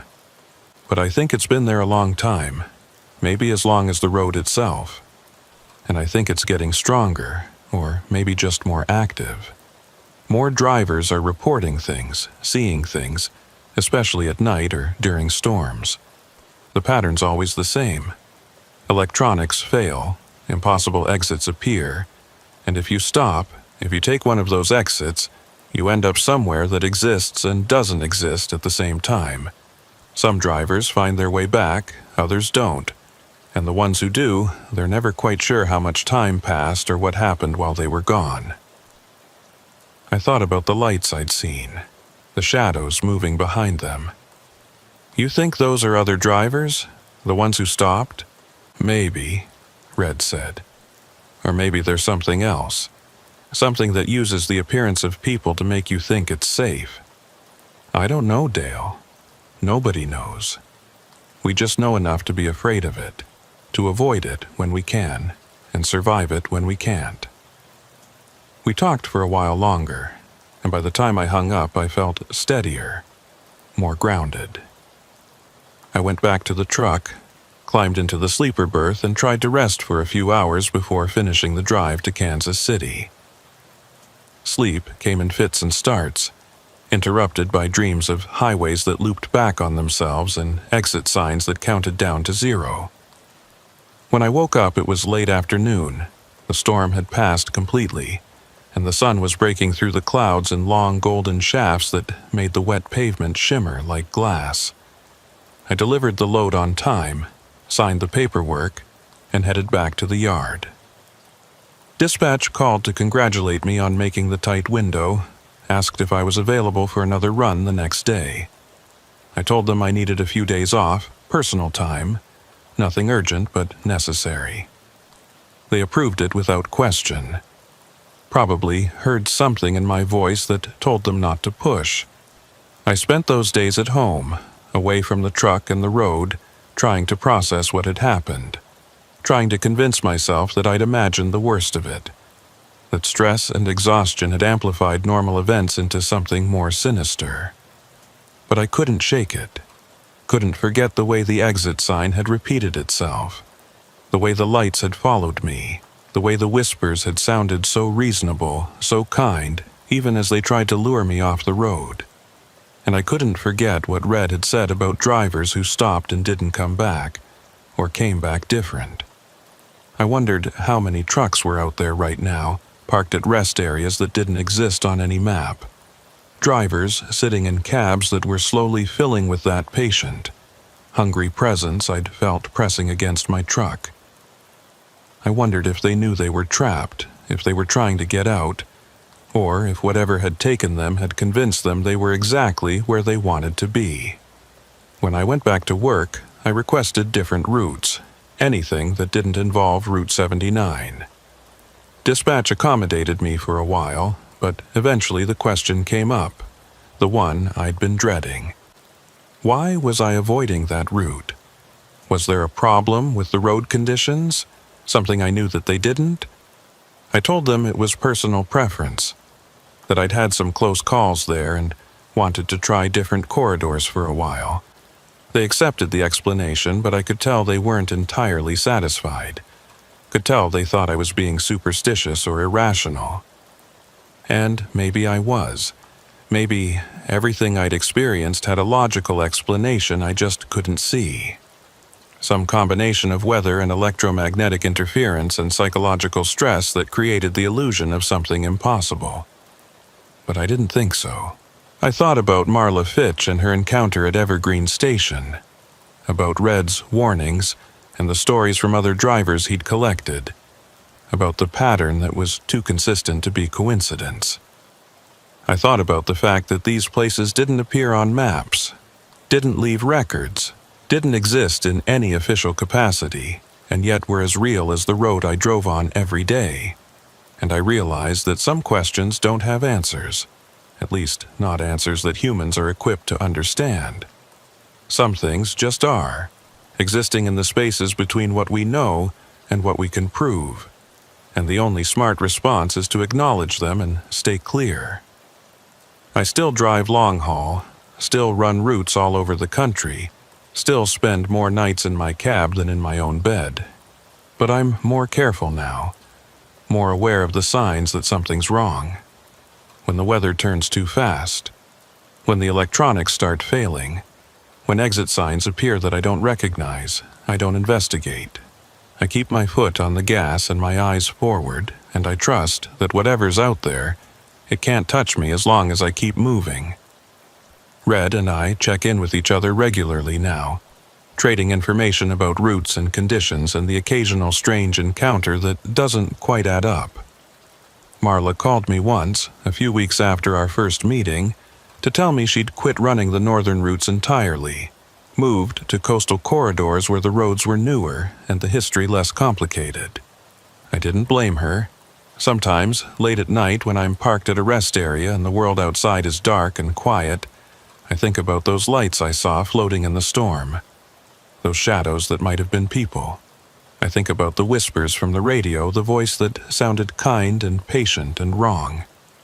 And I think about all the drivers who've gone missing over the years, the ones whose trucks were found abandoned on the shoulder with the engine still running and the door hanging open, the ones who just disappeared without explanation or trace. I wonder how many of them stopped at places like Traveler's Rest, or Evergreen Station, or Meridian Rest, places that offered shelter and safety and something else, something that looked like refuge, but was really a trap. I wonder if they're still out there, driving roads that don't connect to anything, delivering loads that never arrive, trapped in a loop that feels like progress but goes nowhere. And I wonder if someday, despite all my precautions and all my awareness, I'll find myself on one of those roads, taking one of those exits, walking into one of those buildings that shouldn't exist but does. I wonder if I'll recognize it when it happens, if I'll have time to turn back, or if it'll feel so natural, so inevitable, that I won't even realize I've crossed over until it's too late.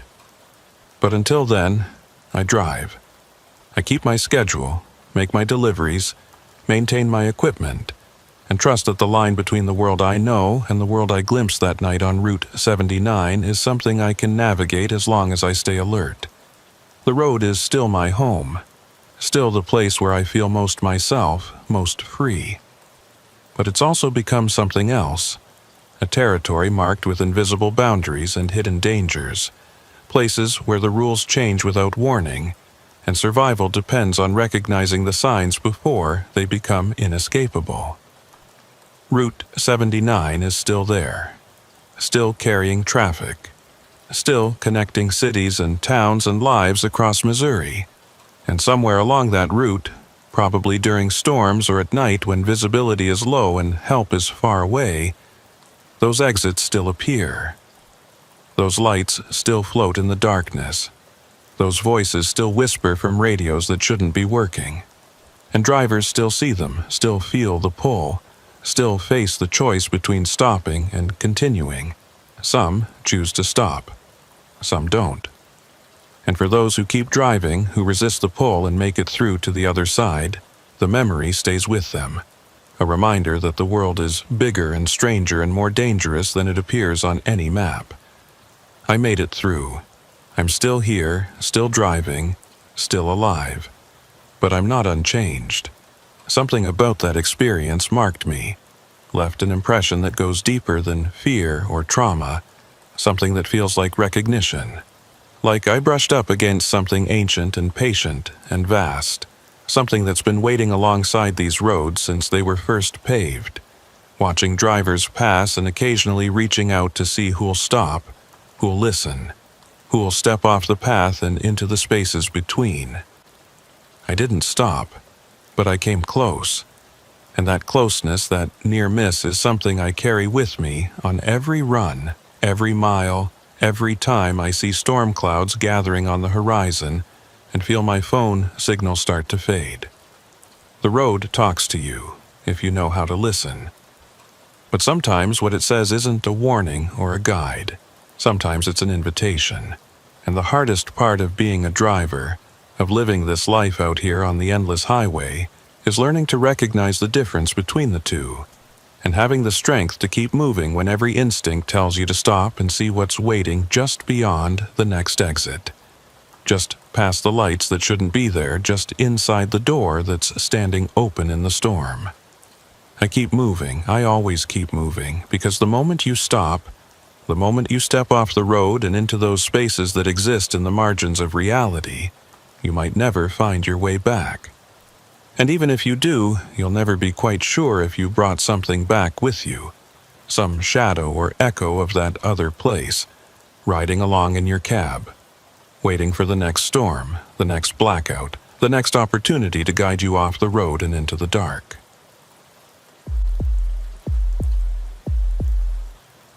I've always been a talker, not in the annoying way, at least I hope not, but in the sense that I need the connection, the back and forth, the sound of another human voice cutting through the loneliness of the road. 20 years of long-haul driving, and I still can't do the silent runs, the ones where you just put on music or an audiobook and zone out for 12 hours straight. I need the CB radio, need to hear other drivers out there sharing information about traffic or weather, or just shooting the breeze to pass the time. It's a lifeline, that radio, the thing that keeps you tethered to the world when everything else falls away, and it's just you and the highway and the endless miles stretching out ahead. My name is Silas Vaught, and I run freight corridors through the Mountain West, mostly Wyoming and Montana with occasional pushes into Idaho and Utah. It's hard country, beautiful but unforgiving. The kind of terrain that demands respect and punishes mistakes. High elevation routes, steep grades, weather that can turn from clear to whiteout in the span of 20 minutes. You learn to read the sky out here, learn to trust your equipment and your instincts, and most importantly, you learn to stay connected. The CB radio is more than just communication in this territory. It's survival. Other drivers warn you about black ice ahead, about road closures you won't see until you're right on top of them, about wind gusts strong enough to flip a trailer if you're not careful. Without that radio, you're driving blind, and driving blind in the mountains is a death sentence. It was late October, that narrow window between fall storms and winter lockdown when the roads are still mostly clear, but you can feel the cold settling in, getting ready to claim the high passes for the season. I was running a load of construction materials from Casper to Missoula, taking the long route through the Bighorns because the interstate was backed up with an accident, and I didn't want to lose half a day sitting in traffic. The route was scenic, winding through mountain valleys and pine forests, past reservoirs that reflected the sky like mirrors. Traffic was light, maybe one vehicle every 10 or 15 minutes, and the CB was quiet. Just the occasional check-in from other drivers or a weather update from someone further north. The sun was starting to drop behind the western peaks when I noticed the first anomaly. I was climbing up toward the Powder River Pass, the road switchbacking up the mountainside in tight curves that required constant attention, when my CB suddenly erupted with static. Not the normal background hiss you get between transmissions, but a sharp, aggressive burst that made me wince and reach for the volume knob. I turned it down, waited for the static to clear, but it just kept going, a wall of white noise that drowned out everything else. I cycled through the channels thinking maybe someone was transmitting on my frequency and causing interference, but every channel was the same. Just static, loud, and unrelenting. Then it stopped, just cut off mid-burst, leaving complete silence. Not even the background hiss, just dead air like the radio had been unplugged. I checked the power light, saw it glowing green, confirmed the unit was on and receiving. But there was nothing. No voices, no static, no indication that the airwaves existed at all. I grabbed the mic, pressed the transmit button, and said, "This is Silas Vaught. Anybody out there hearing this?" Released the button, waited. Nothing. I tried again, louder this time. "CB check. This is Silas Vaught on 19. Anybody copy?" Still nothing. The radio was working, the light was on, but it was like I was transmitting into a void, my words disappearing the moment they left the speaker. I told myself it was the terrain. Mountains play hell with radio signals, create dead zones where the waves can't penetrate or get bounced around so much they become useless. It happens all the time up here, especially in the deeper valleys or on the far side of a ridge. You lose signal, drive a few miles, and it comes back like nothing happened. No big deal. But something about this felt different, felt deliberate somehow. Like the silence wasn't just absence, but presence. Something actively blocking the signal rather than the signal simply not reaching. I shook off the thought, focused on driving, and told myself I'd get through the pass and everything would normalize on the other side. The road leveled out at the summit, a flat stretch maybe half a mile long before it started descending again into the next valley. There was a pull-off here, a scenic overlook where tourists stopped to take pictures of the mountains rolling away in every direction. I'd been meaning to take a break anyway, stretch my legs and check the load, so I pulled in, set the brakes, and climbed out. The air was thin and cold up here, sharp in my lungs, and the wind cut through my jacket like it wasn't even there. The sun was lower now, painting the peaks in shades of orange and red, and the shadows in the valleys were deep and dark, already touched by the night that was coming. I walked around the truck, checked the straps on the load, made sure nothing had shifted during the climb. Everything looked good. The refrigeration unit on the back of the trailer was humming along, keeping the perishables at the right temperature, and the tires were holding pressure despite the elevation. I pulled out my phone, thinking I'd check the weather, maybe call dispatch and let them know I was making good time. But when I looked at the screen, there was no signal. Not just weak signal, not 1 or 2 bars, but nothing. The icon showed a circle with a line through it, the universal symbol for no service, and when I tried to place a call anyway, I got a recorded message telling me the network was unavailable. That bothered me more than the CB going silent. Cell service up here was spotty, sure, but I'd been through this pass a dozen times and I'd always had at least some signal at the summit, enough to make a call or send a text if I needed to. Losing both the radio and the phone at the same time felt wrong. Felt like more than coincidence.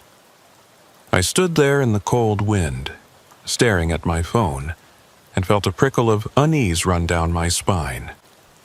The overlook was empty. No other vehicles, no tourists taking pictures, just me and the truck, and the vast expanse of mountains and sky. It was beautiful and lonely, and suddenly oppressive. Like the silence itself had weight, like it was pressing down on me from above. I got back in the cab, started the engine, and pulled out of the overlook, eager to get moving again, to put some distance between me and that silent summit. The road descended in long, sweeping curves, dropping down into a valley where the trees grew thick and close to the highway. The sun disappeared behind the peaks, and the light took on that gray, fading quality it gets right before dark, when everything loses definition and shadows blend together. I turned on my headlights more for visibility than because I needed them yet, and kept my speed moderate, not wanting to push it on unfamiliar corners. That's when the CB crackled to life again. Not static this time, but a voice. Clear and close, like the speaker was right next to me. "Silas Vaught, you copy?" I grabbed the mic so fast I almost dropped it, relief flooding through me. Someone had heard my earlier transmission, was responding, breaking through whatever dead zone I'd driven into. I pressed the button, spoke quickly. "Yeah, I copy. This is Silas." "Who's this?" There was a pause, just long enough to make me wonder if I'd lost them, and then the voice came back. "Dorian Muse. I'm a technician, work on CB equipment. Been monitoring the frequencies, heard your call earlier. You having signal problems?" "Yeah," I said, glancing at the radio, at the green light that was glowing steady and normal. "Lost everything for about 20 minutes. Radio, phone, everything.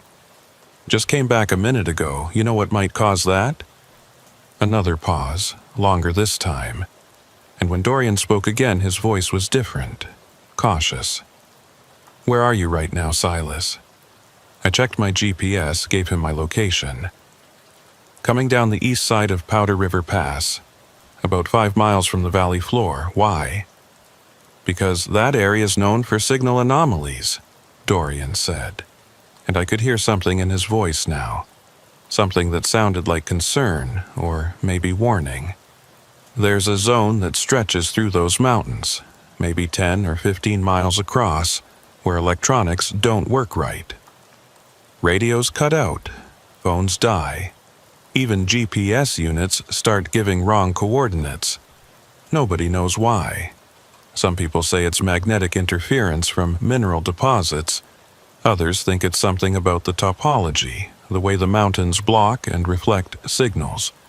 But drivers report weird things in that zone, things that don't add up." "What kind of things?" I asked, even though part of me didn't want to know. Didn't want to hear whatever he was about to say. "Transmissions that shouldn't be possible," Dorian said slowly, like he was choosing his words carefully. "People hearing their own voices coming back on different channels, like someone recorded them and played it back. CB chatter that sounds normal, but when you try to respond, nobody's there. And some drivers say they've heard transmissions in languages that don't exist, or voices that sound human but aren't quite right, like they're being generated by something that learned to mimic speech but doesn't understand what the words mean." I felt my grip tighten on the mic, felt that unease from the overlook come rushing back. "You're saying the zone is haunted? That's what you're telling me." "I'm saying I don't know what it is," Dorian replied, his voice calm and measured. "But I know enough drivers have reported problems in that area that I monitor it when I can, try to help people through if they get stuck. You still have signal now?" I checked my phone, still no service. I told him that, and he was quiet for a moment before speaking again. "Okay. Here's what I need you to do. Keep moving. Don't stop unless you have to. The zone is smaller in the valleys, bigger on the ridges. If you can make it down to the valley floor and follow the highway north, you should clear it in another hour. But if your radio starts acting strange again, if you hear things that don't make sense, don't respond. Don't engage with it. Just keep driving and wait for it to pass." "What happens if I engage with it?" I asked, and I wasn't sure I wanted to hear the answer. "I don't know," Dorian said, and he sounded genuinely uncertain, genuinely worried. Nobody who's done that has been able to explain what happened afterwards. They just say it felt wrong, like they were talking to something that was listening but not understanding, something that was using their transmissions to learn how to communicate. And some of them say the thing followed them, kept trying to make contact even after they left the zone. I swallowed hard, stared out at the darkening road ahead. "You're scaring me, Dorian." "Good," he said, and there was no humor in his voice. "You should be scared. That zone isn't natural, Silas. Whatever's causing it, it's not just interference or geography. It's something else, and it's active. It's listening. And if you give it too much to work with, if you transmit too much or stay too long, it might decide to keep listening even after you're gone." We talked for a few more minutes, him giving me specific instructions about which channels to avoid and what to do if my electronics failed completely. He told me about other drivers who'd made it through, assured me it was possible to get out safely if I stayed calm and followed his advice. But underneath all that practical guidance was fear, real and palpable, the kind that comes from knowing something is wrong, but not understanding what or why. When we finally signed off, I felt more alone than I had before, more aware of the silence pressing in from outside, more conscious of the fact that I was driving through a stretch of road that apparently had a reputation for doing impossible things to electronics and the people who relied on them.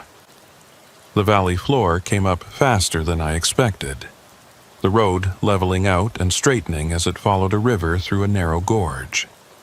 The trees were thick here, blocking out what little light remained, and my headlights carved tunnels through the darkness that seemed to close in behind me like a door shutting.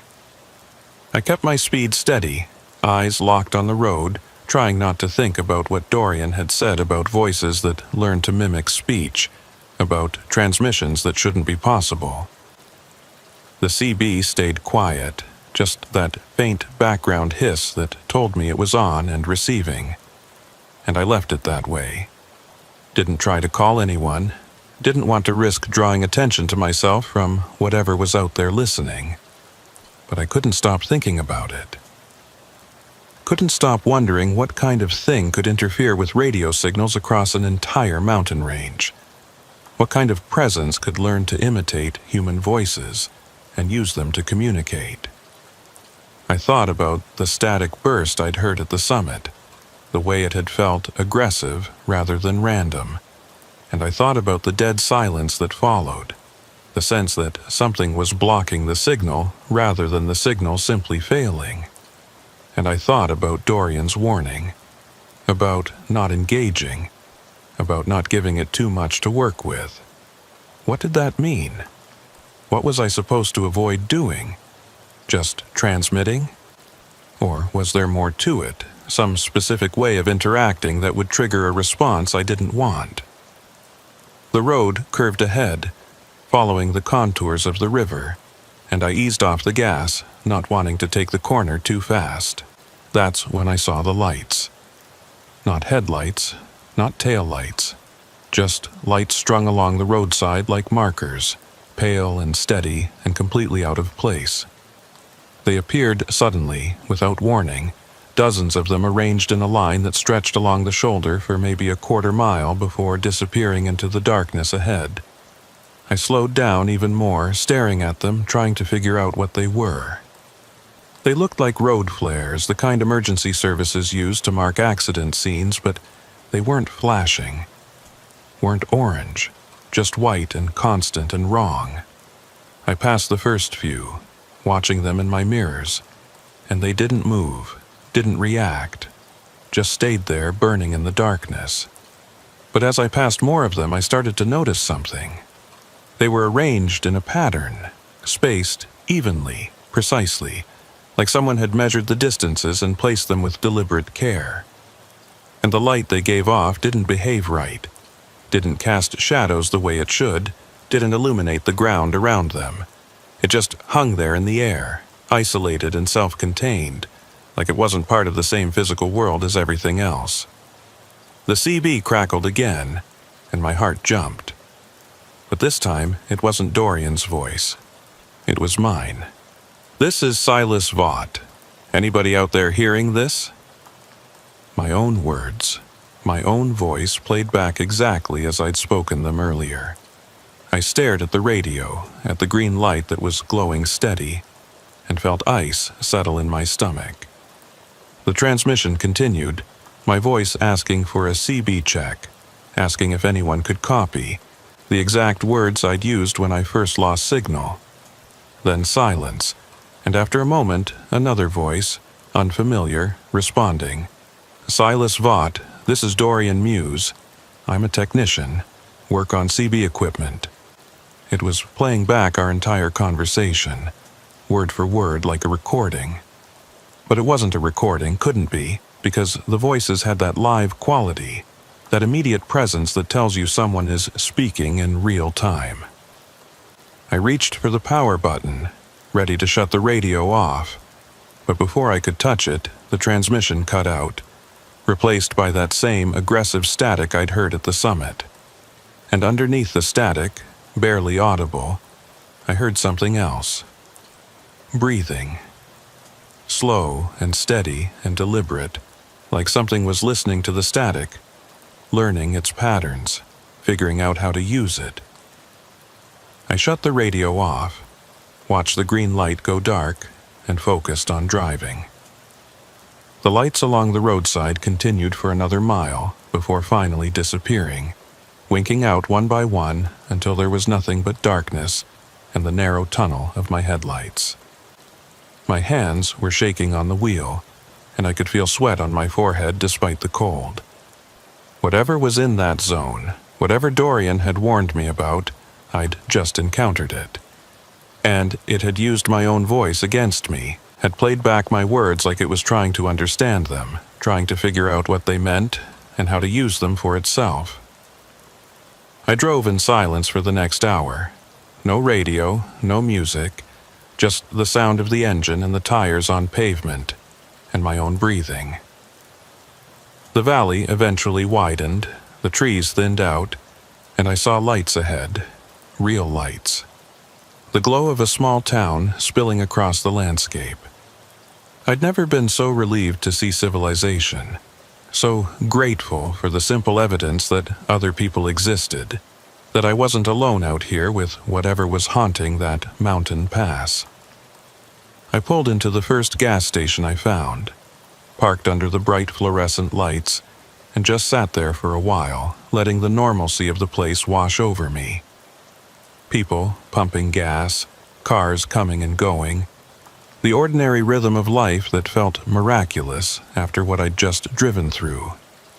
My phone buzzed, and I grabbed it, saw that I had signal again, full bars, messages and notifications flooding in. I called Dorian's number, the one he'd given me during our conversation, and waited while it rang. He answered on the third ring. "Silas, you make it through?" "Yeah," I said, my voice rough. "Yeah, I made it. But it played back our conversation, Dorian, word for word. And there were lights on the roadside, white lights that didn't cast shadows. What the hell was that?" He was quiet for a long moment, and when he spoke, his voice was grim. "That's worse than most reports I've heard. Usually it just mimics a few words, tries to engage. But if it played back the whole conversation, if it was paying that much attention, then it marked you. Locked onto your signal and learned your patterns." "What does that mean?" I asked, though I was afraid I already knew. "It means you're on its radar now," Dorian said. "It knows your voice, knows how you communicate. And next time you're in the zone, it'll be waiting. It'll try to engage again, try to learn more. The question is whether you give it the chance." I spent the night in that small town, parked at a truck stop with a dozen other rigs, engine idling, doors locked. Sleep came in fits and starts, interrupted by dreams of static and voices that sounded like mine but weren't. Voices that spoke words I'd never said but somehow recognized. Every time I woke up, I'd check my phone, make sure I still had signal, make sure I was still connected to the world in some tangible way. The green glow of the screen became a comfort, proof that I was out of the zone, that whatever had been listening to me in those mountains hadn't followed me here. But Dorian's words kept echoing in my head. "It marked you. Next time you're in the zone, it'll be waiting." I didn't want there to be a next time. Didn't want to go anywhere near that stretch of highway again. But my route took me through those mountains twice a month, sometimes more, and avoiding them would mean turning down loads, losing money, raising questions I didn't want to answer. So, when morning came and dispatch called with another run that would take me back through Wyoming, I accepted it, told myself I'd be fine, told myself that whatever I'd encountered was just a glitch, an anomaly, nothing more. The next 2 weeks passed normally.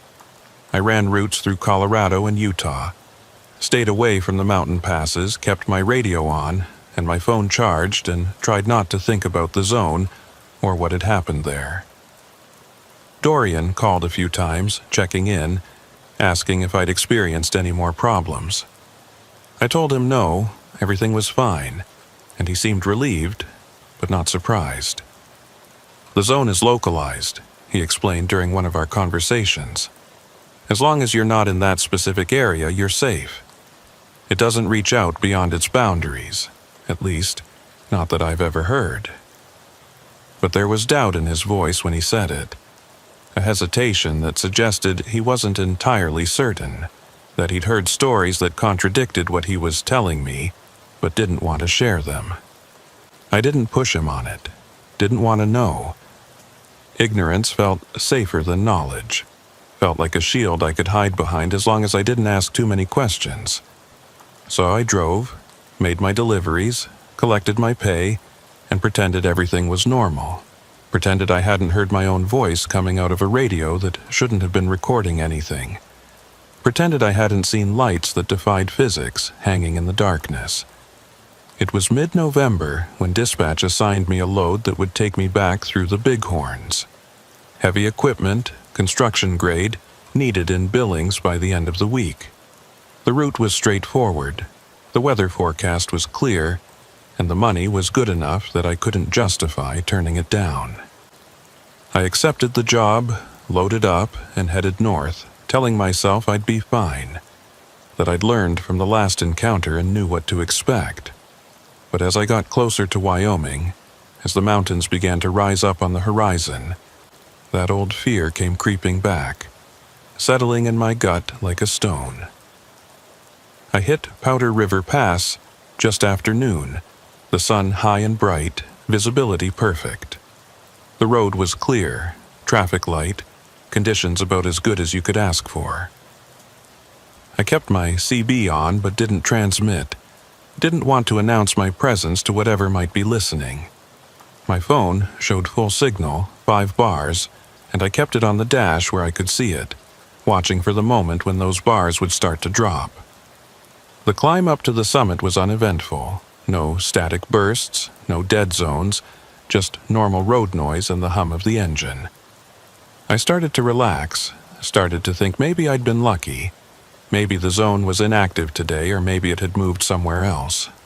Then I crested the summit and the phone went dark. Not dead, not powered off, just dark.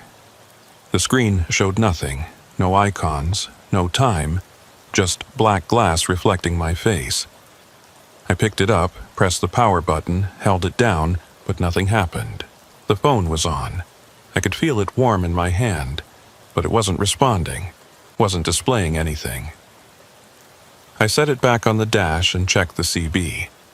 The green light was glowing, the unit was receiving, but there was no sound, no background hiss, just that same hollow silence I remembered from before.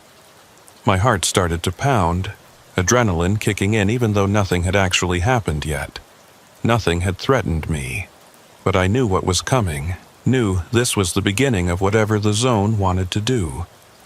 I kept driving, eyes locked on the road, watching for those white lights that didn't cast shadows, listening for my own voice to come crackling out of the speakers. The descent into the valley felt longer this time, the curves tighter, the shadows deeper. The sun was still up, but the light felt muted somehow, filtered, like I was seeing it through a lens that stripped away its warmth. Then the CB crackled, and I tensed, waited for the playback to start, for my voice to echo back at me. but it wasn't my voice. It was someone else's. A woman. Calm and professional. Westbound traffic, be advised. There's a disabled vehicle at mile marker 42. Emergency services are en route. Use caution. It was the kind of transmission you heard a dozen times a day. Routine traffic information. Nothing unusual.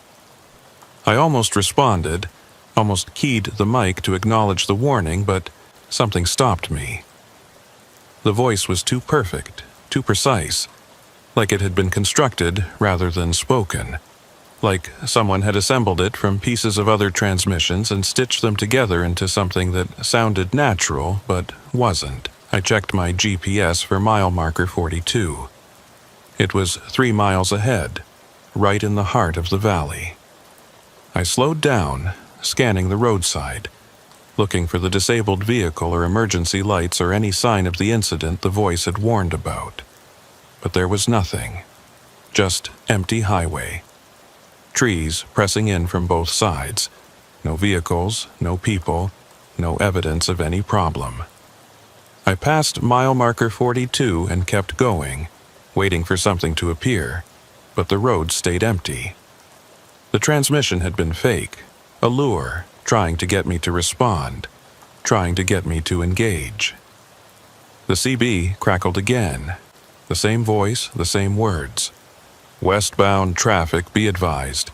There's a disabled vehicle at mile marker 42. Emergency services are en route. Use caution. Identical to the first transmission, down to the inflection and timing. A loop, playing over and over, waiting for someone to acknowledge it. I reached for the power button, ready to shut the radio off, but before I could touch it, a different voice came through. Male this time, urgent. Any units near mile 42, we need assistance. Drivers unresponsive, possible medical emergency. I froze, hand hovering over the button. This was different. More detailed, more specific. If it was real, if someone actually needed help, I couldn't just ignore it. But if it was another fake, another attempt to draw me in, responding could be exactly what the zone wanted. I grabbed my phone, tried to call dispatch, tried to verify the transmission, but the screen was still dark, still unresponsive. I was on my own, had to make the call based on instinct alone. And my instinct was screaming that this was wrong, that no legitimate emergency would be announced on a random CB channel with no follow-up, no official protocols. I kept driving, didn't respond, didn't stop, just maintained speed and watched the mirrors for any sign of pursuit. The transmissions continued, cycling through the same warnings and requests, always about mile marker 42, always urgent but never quite convincing. After a while, they started to blend together. Different voices saying the same things, like the zone was testing variations, trying to figure out which combination would work, which sequence of words would trigger a response. It felt calculated, methodical, like I was being studied by something that understood cause and effect, but not emotion.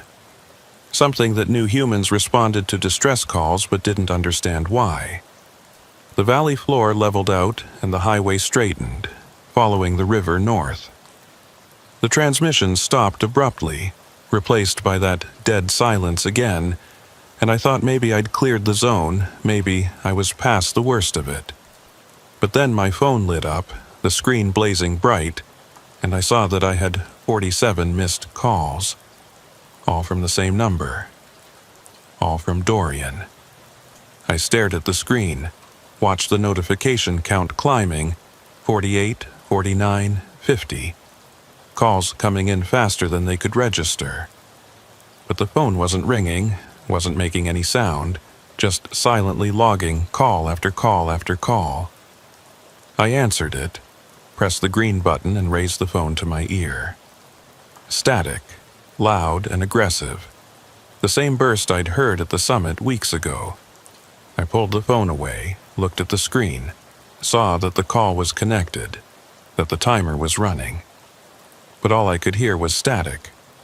punctuated by something that might have been breathing or might have been the rhythm of the noise itself, organized into patterns that sounded organic.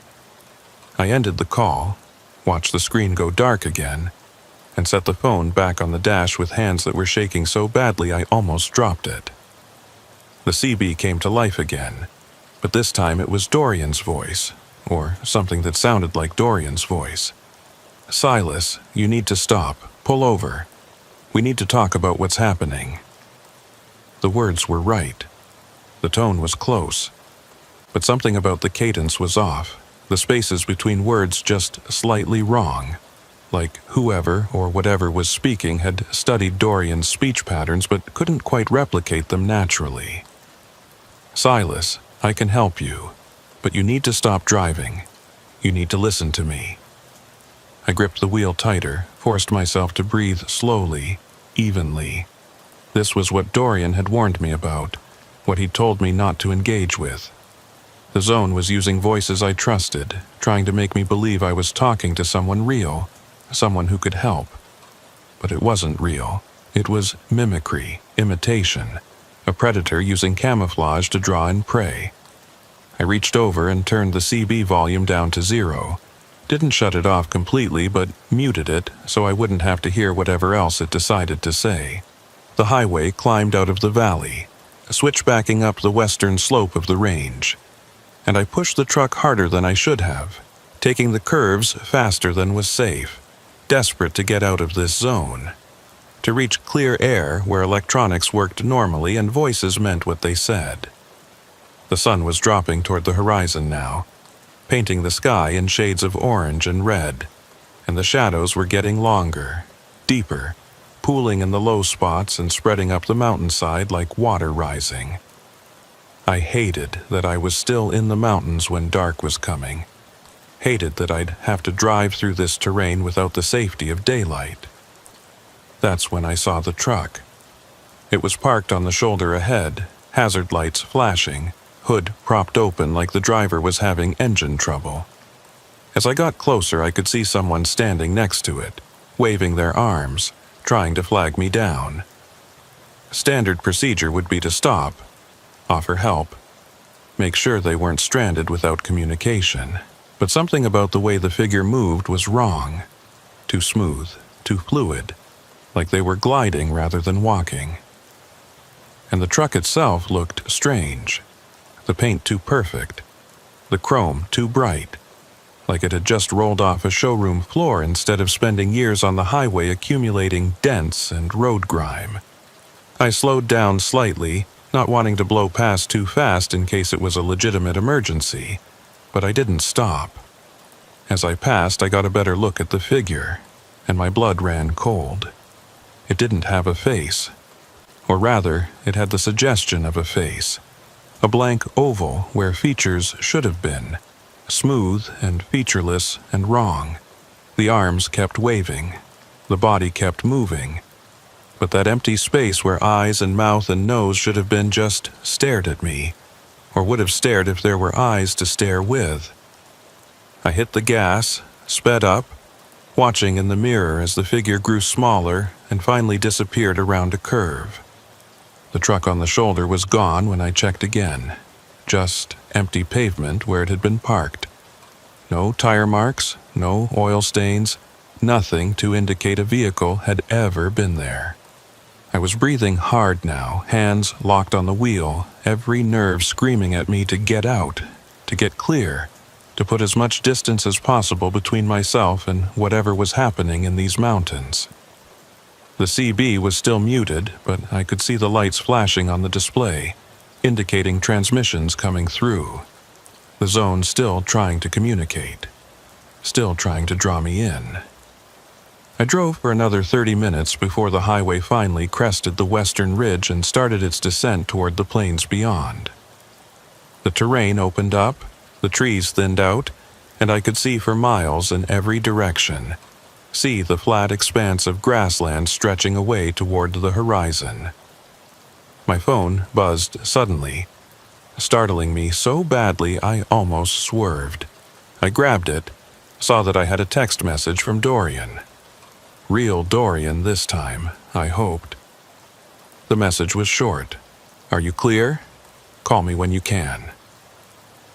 I pulled over at the first rest area I found, parked in a well-lit spot near other trucks, and sat there for a minute just breathing, letting the adrenaline drain away.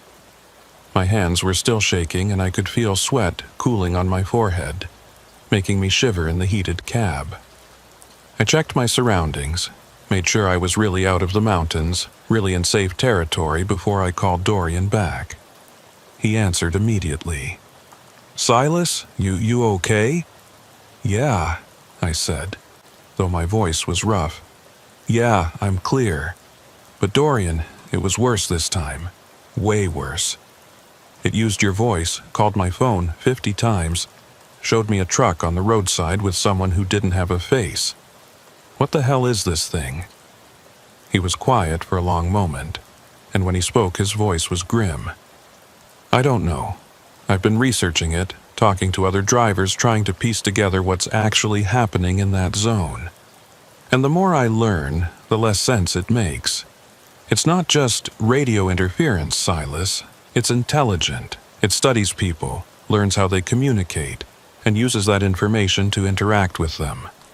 Some drivers report it perfectly mimicking loved ones, using names and details it shouldn't know. Others say it creates entire scenarios, fake accidents or emergencies, trying to get people to stop. Why? I asked. What does it want?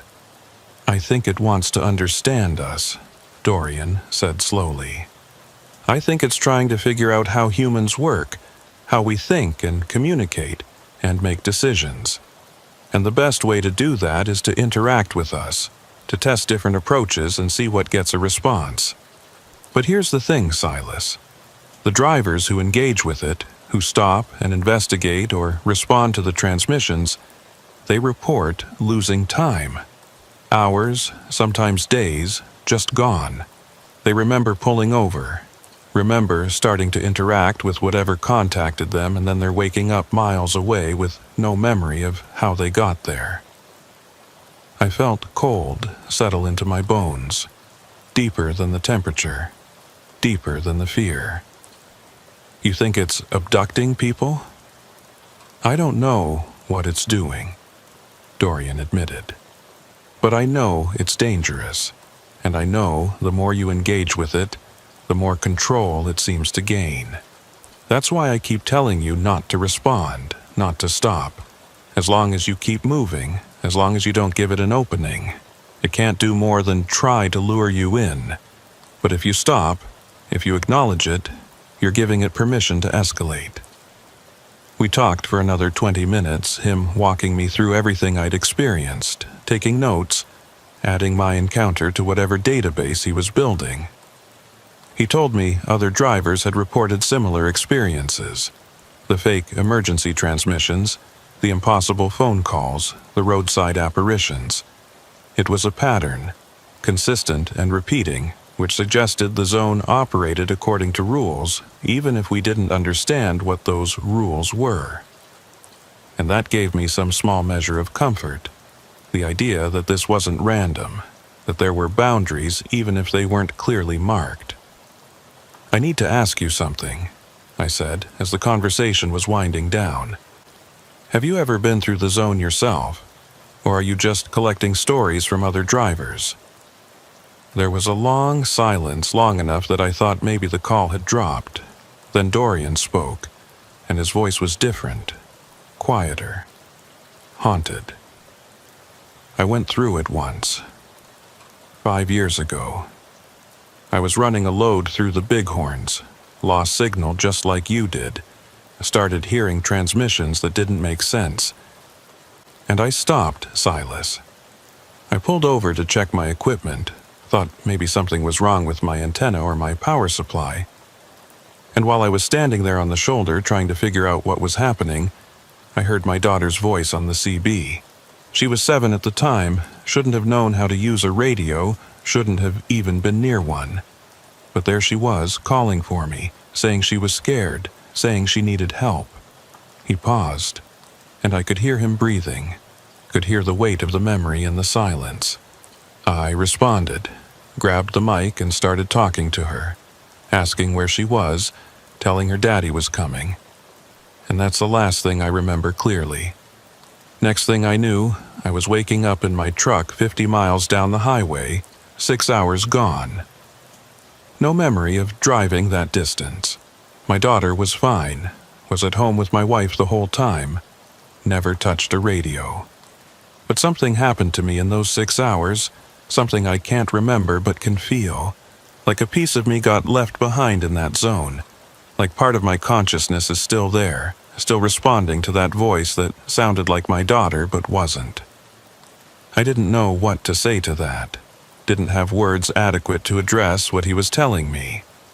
So I just listened as he continued. That's why I monitor the zone now. That's why I try to help drivers who get caught in it. Because I know what it's like to be lured in, to hear something that sounds so real, so genuine, that you can't help but respond. And I know what it costs.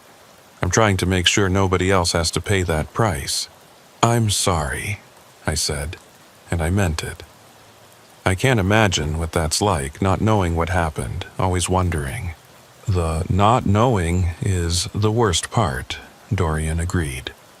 But I've learned to live with it, and I've learned enough about the zone to help other people avoid what happened to me.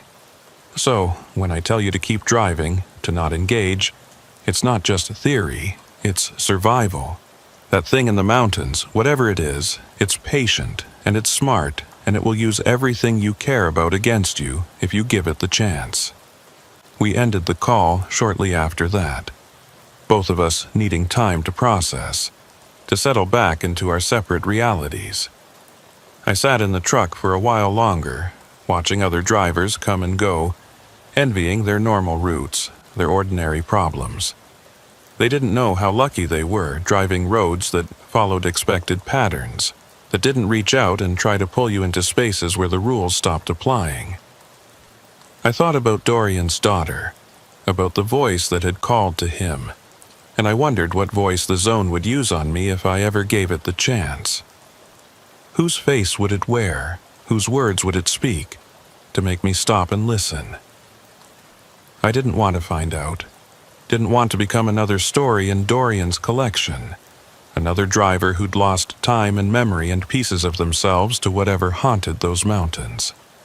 So I made a decision right there. Sitting in that rest area with the engine idling and the lights bright around me. I'd run other routes, take different corridors, find ways to make a living that didn't require passing through that zone. It would cost me money, would limit my options, but it was better than the alternative. Better than stopping on a dark shoulder and hearing a voice I recognized calling out to me. Better than waking up miles away with hours gone and no memory of what I'd done or what had been done to me.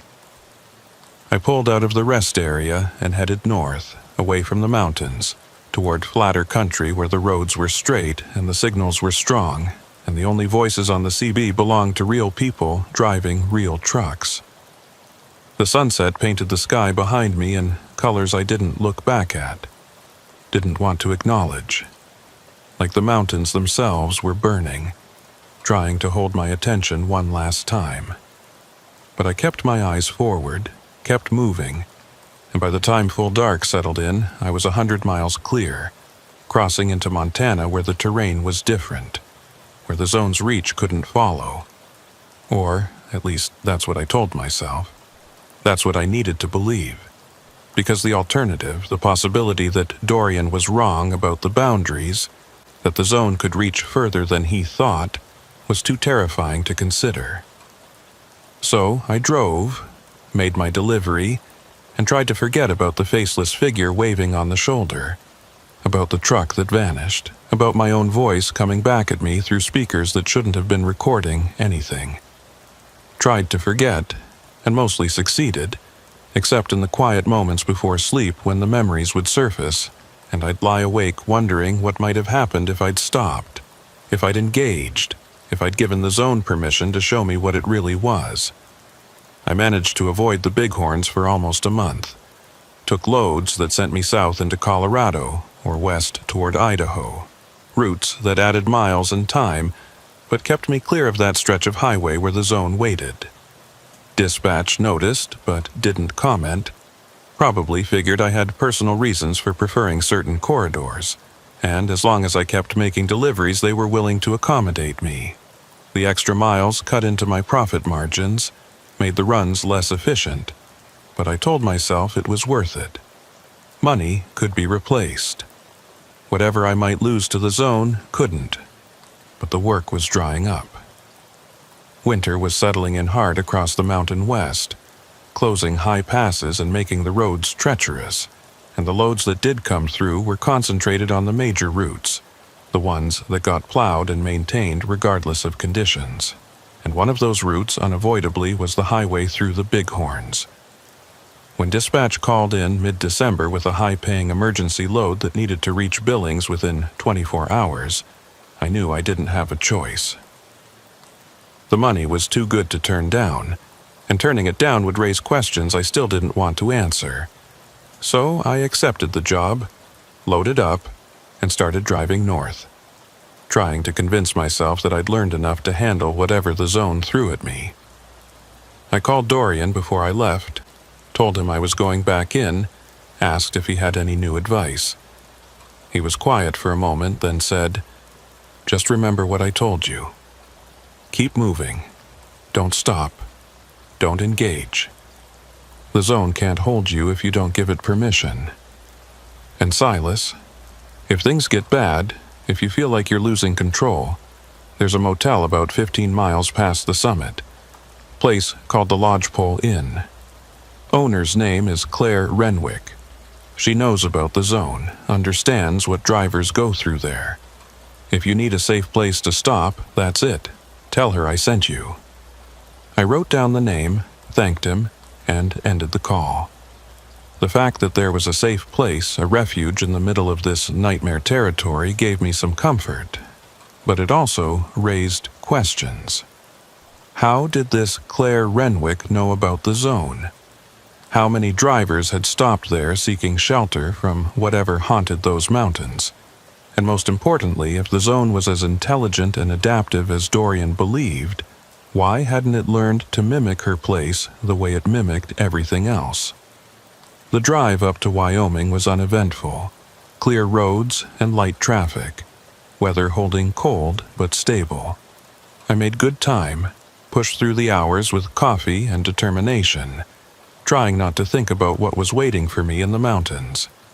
But as the Bighorns rose up on the horizon, dark and massive against the pale winter sky, I felt that familiar dread settling in my gut, that cold certainty that I was driving towards something that wanted to pull me off the road and into spaces where normal rules didn't apply. I hit Powder River Pass just after sunset, the sky fading from gray to black, stars beginning to appear in the gaps between clouds. The temperature was dropping fast, cold enough that I could see my breath inside the cab despite the heater running full blast. My CB was on, volume low, and my phone was charged and ready on the dash. I'd learned to watch for the signs, the moment when signal started to degrade, when the background hiss of the radio changed quality. And I knew it was coming, knew the zone would activate the moment I crossed some invisible boundary. But I still wasn't prepared for how sudden it was. One moment I had full signal, 5 bars, radio crackling with distant chatter from other drivers. The next moment everything went silent.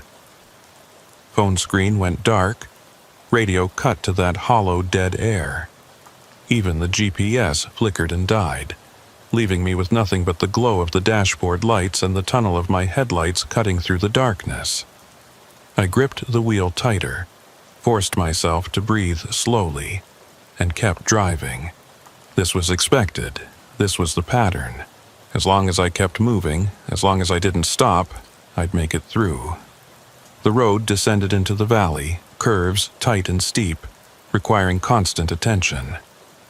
Snow was starting to fall, light flurries that swirled in the headlight beams and stuck to the windshield before the wipers swept them away. Visibility was dropping, and I slowed down, not wanting to take the corners too fast in these conditions.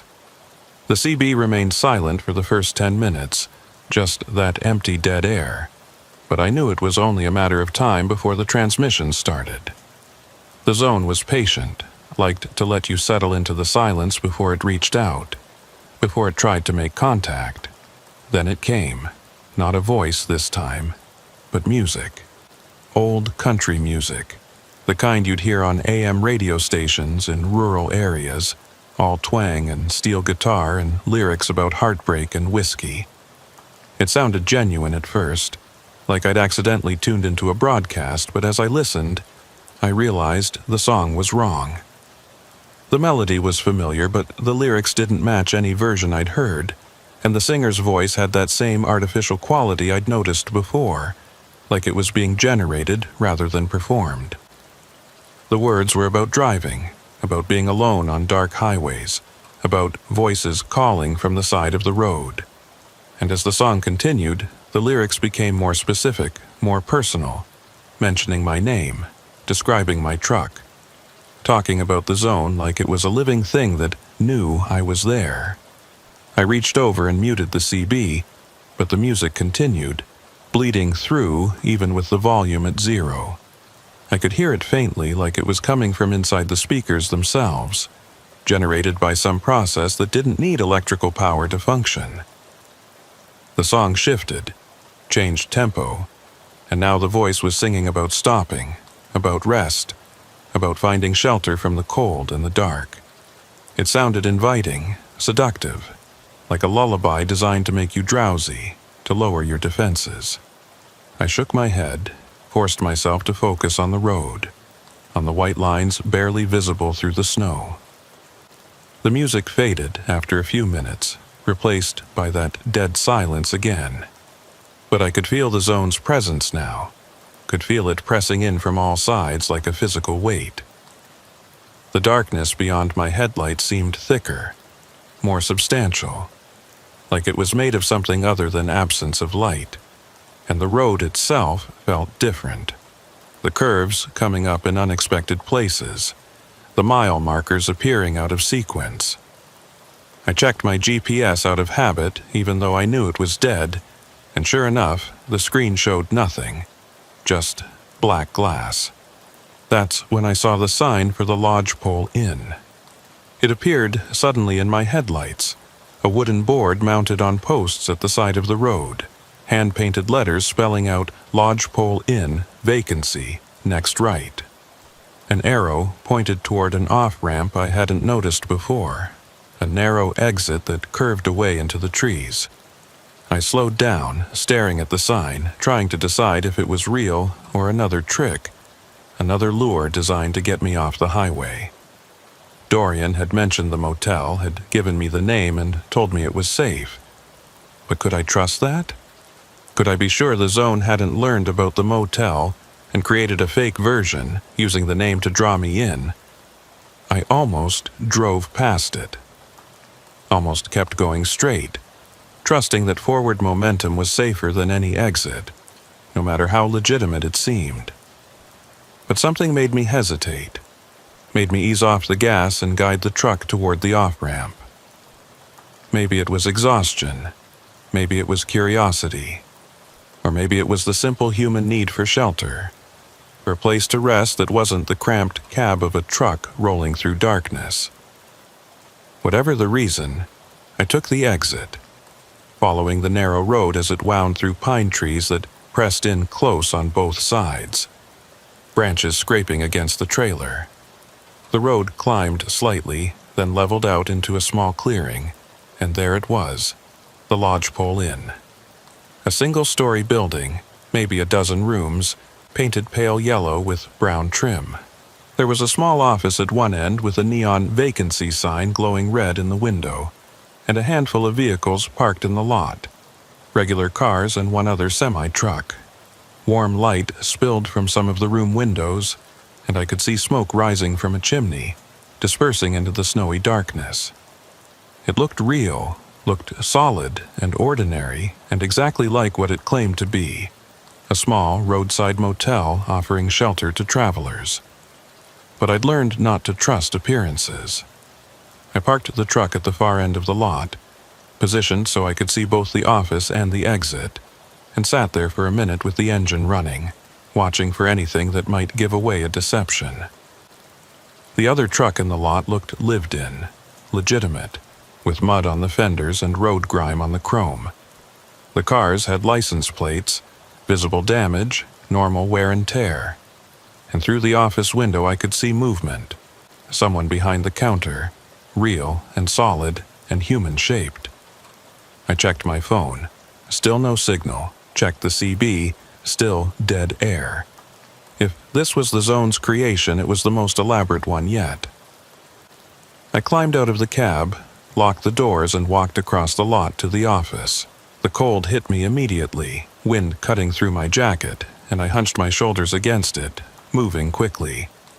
The door had a small bell that jingled when I pushed it open, and the warmth inside was immediate and welcome, heat radiating from a wood stove in the corner. The office was small but clean. Wood-paneled walls covered with old photographs and road maps, a counter with a register and a rack of keys behind it. And behind the counter stood a woman in her 60s, gray hair pulled back in a loose bun, wearing a flannel shirt and reading glasses hanging on a chain around her neck. She looked up when I entered, and her expression shifted from neutral to knowing, like she'd seen my face before or recognized something in the way I carried myself.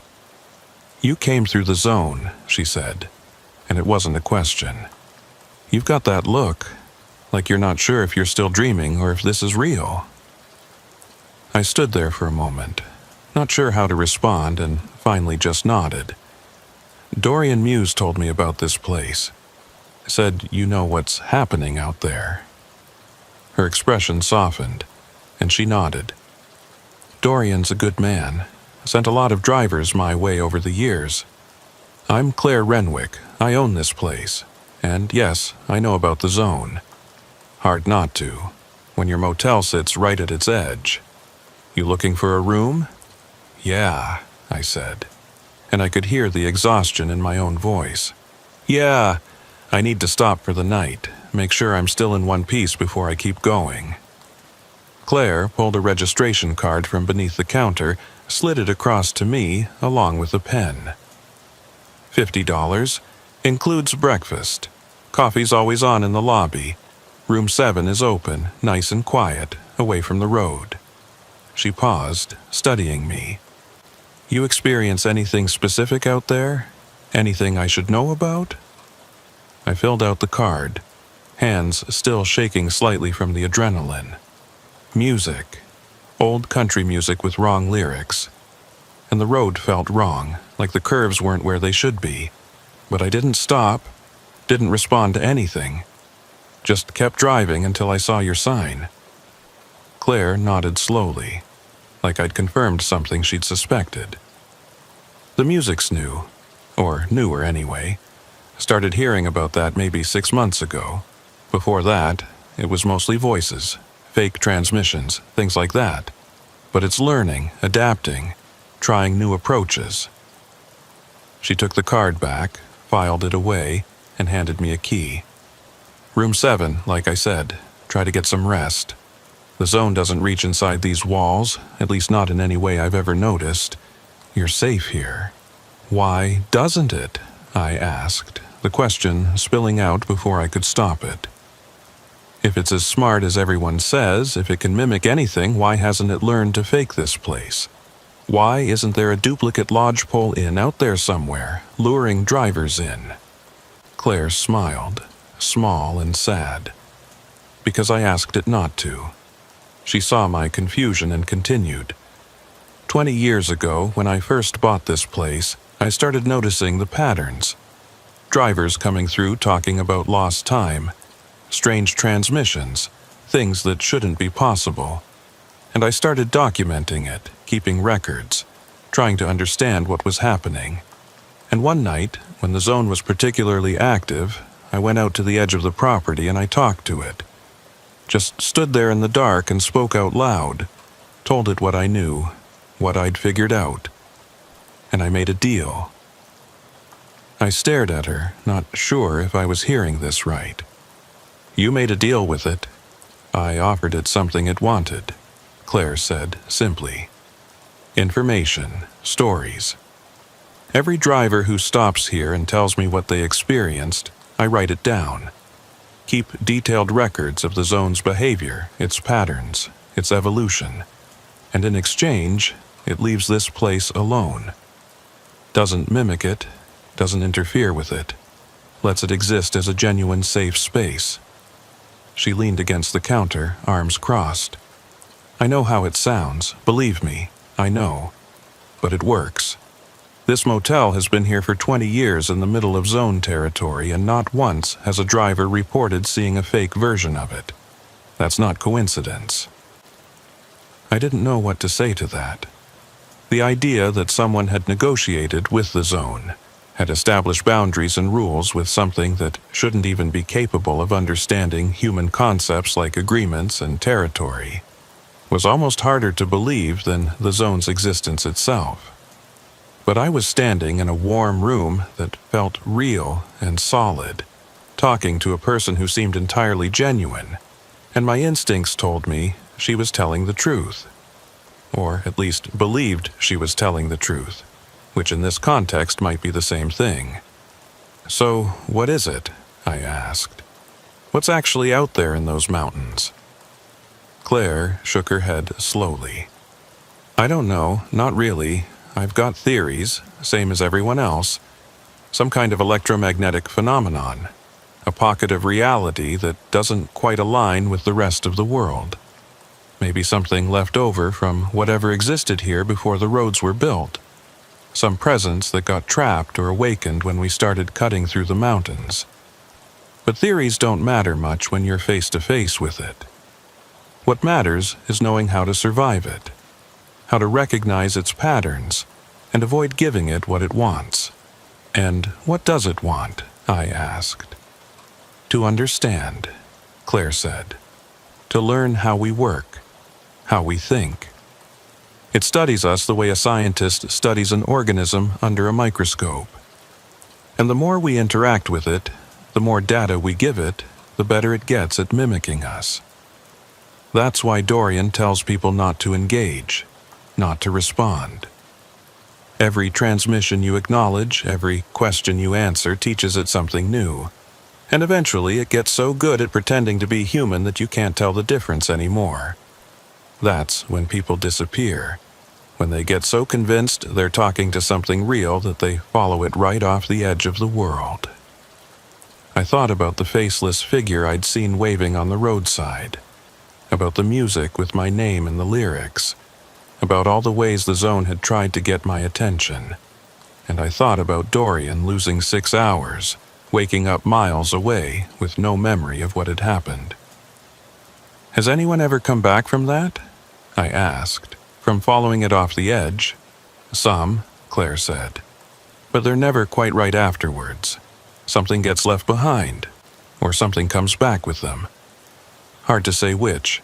They function, they drive, they live their lives, but there's a hollowness to them, a disconnect. Like they're operating on autopilot and the person they used to be is somewhere else, still trapped in whatever space the zone opened up for them. We talked for a while longer, Claire sharing stories from other drivers, building a picture of the zone's capabilities and limitations. She showed me her records, thick notebooks filled with handwritten accounts, dates and times, and detailed descriptions of encounters. It was impressive, methodical, the kind of documentation that would be valuable to researchers if anyone official would take the report seriously. But she wasn't doing it for science or recognition. She was doing it because the deal she'd made required it. Because keeping the zone satisfied with information was the price of maintaining this safe space. I took the key to room 7, thanked her, and walked back out into the cold. The snow was falling heavier now, accumulating on the ground, and my truck was already wearing a white coat. I grabbed my overnight bag from the cab, checked that everything was locked up tight, and headed for my room. The key worked smoothly in the lock and the door opened onto a simple but clean space. Bed, Dresser, small TV, bathroom with a shower. Normal, ordinary, safe. I locked the door behind me, drew the curtains, and sat on the edge of the bed, finally allowing myself to relax. The room was warm, quiet, insulated from the wind and snow outside. I could hear faint sounds from neighboring rooms, a TV playing, someone moving around, normal hotel noises that felt reassuring in their mundanity. I pulled out my phone, checked it out of habit. Still no signal, but somehow that felt less threatening here, less like being cut off from the world and more like a temporary inconvenience. I took a shower, washing away the sweat and tension of the drive, and when I came out the mirror was fogged and the bathroom was full of steam. I wiped a clear spot on the glass to shave, and that's when I noticed it.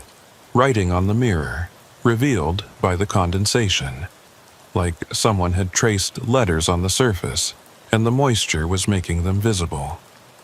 The message was short. You didn't stop. I stared at it, heart suddenly pounding, hand frozen with the razor halfway to my face. The words were right there, clear and undeniable, written in what looked like a finger traced through condensation. But I was alone in the room, had been alone since I locked the door, and the mirror had been clear when I started the shower. I reached out slowly, touched the glass where the words appeared. It was cold, colder than it should be, like something on the other side was drawing heat away from it. I grabbed a towel and wiped the mirror clean, erasing the message, and quickly finished shaving with shaking hands. Then I went back into the main room, checked the door lock, checked the windows, made sure everything was secure. Nothing was out of place. Nothing looked disturbed. But I couldn't shake the feeling that something had been in here with me, something that had watched me drive through the zone, that had noticed I hadn't stopped, and that wanted me to know it had noticed. I called Dorian from the room phone, the old landline on the nightstand, and he picked up on the second ring. "Silas? You at Claire's place?" "Yeah," I said, keeping my voice low. "Yeah, I'm here, but Dorian, something's in the room. Left a message on the bathroom mirror. You didn't stop." "What the hell does that mean?" He was quiet for a moment, and when he spoke, his voice was careful, measured. "It means the zone is acknowledging that you resisted, that you didn't give it what it wanted. Sometimes it does that, leaves markers for drivers who manage to pass through without engaging, like it's keeping score, tracking who's playing the game and who's ignoring it." "Is it a threat?" I asked. "I don't think so," Dorian said. "More like recognition. But Silas, listen to me. You need to leave first thing in the morning. Don't stay there longer than necessary. Claire's place is safe, but the zone surrounds it. And the longer you stay, the more time it has to study you, to figure out new approaches. You survived the drive-through, that's good. Now you need to finish the run and get clear." We talked for a few more minutes, him reassuring me that the message was nothing to panic about, that it was just the zone's way of making its presence known. But I could hear the undercurrent of concern in his voice, could tell he was more worried than he wanted to let on. When we hung up, I sat on the bed for a long time, staring at the bathroom door, thinking about those words appearing in the condensation. You didn't stop. It sounded like observation, like acknowledgement. But it also sounded like a promise, like the zone was saying, not this time, but maybe next time. Maybe next time you'll stop, and then we'll see what happens. I barely slept that night, drifting in and out of shallow dreams where I was driving through darkness, and voices were calling to me from the roadside. Voices I recognized but couldn't quite place. Every time I woke up, I'd check the room, make sure I was still alone, make sure the door was still locked, and the windows were still secure. And each time I checked, everything was normal, everything was fine. But the unease never left, that feeling of being watched, being studied, being marked as someone who'd passed through the zone's territory and lived to tell about it. Morning came gray and cold, snow still falling but lighter now. I packed my things, checked out with Claire, and she handed me a thermos of coffee and a paper bag with a breakfast sandwich. "For the road," she said. "And Silas, be careful out there. The zone's been more active lately, more aggressive. Whatever it is, it's getting stronger or smarter, or both. And drivers like you, who resist it, who refuse to engage, you're more interesting to it than the ones who stop. Because you're the challenge, the puzzle it hasn't solved yet." I thanked her, took the food and coffee, and headed back to my truck. The morning air was sharp and clean, the snow crunching under my boots, and everything looked peaceful, normal, safe. But I couldn't shake the feeling that I was being watched, that somewhere in the trees or the shadows or the spaces between falling snowflakes, something was observing, taking notes, preparing for the next encounter. I climbed into the cab, started the engine, and pulled out of the parking lot back onto the narrow road that would take me to the highway. My phone came to life the moment I cleared the property line. Signal bars appearing, messages flooding in. The CB crackled with normal traffic, drivers sharing road conditions and weather updates. Everything was back to normal, functioning the way it should. But I remembered what Claire had said about the zone surrounding her property, about how leaving meant entering its territory again. And I knew that even though my electronics were working, even though I could hear other drivers on the radio, I wasn't clear yet. I was still in the zone's reach, still subject to whatever rules it operated under. Still fair game for whatever it wanted to try. The drive out of the valley felt longer than it should have, like the distance between Claire's motel and the main highway had stretched during the night, adding miles that hadn't existed before. The narrow road wound through trees heavy with fresh snow, branches forming a tunnel overhead that blocked what little morning light managed to penetrate the cloud cover. My headlights cut through the gray dimness, and I kept my speed moderate, watching for ice patches and fallen branches, anything that might force me to stop. The CB was alive with chatter now, normal traffic reports and weather updates, but I kept the volume low, not ready to trust it completely, not after everything I'd experienced. The junction with the main highway appeared suddenly, the trees opening up to reveal the wider road stretching north and south.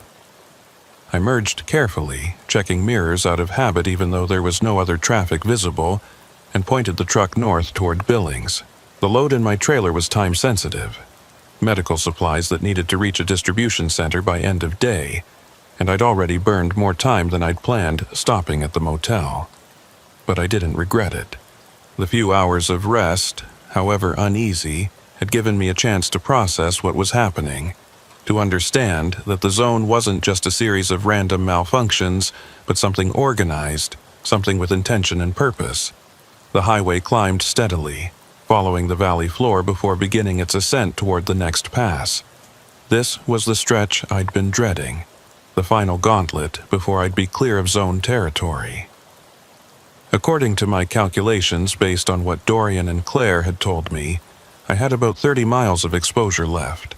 30 miles where anything could happen, where the zone could make one last attempt to draw me in. I checked my phone, saw I still had signal, and decided to call Dorian while I could, while the connection was still reliable. He answered on the first ring, like he'd been waiting for the call. "Silas, you on the road?" "Yeah, just left Claire's place. Got maybe 30 miles before I'm clear. Wanted to check in while I still have signal." I paused, adjusted my grip on the wheel as the road curved.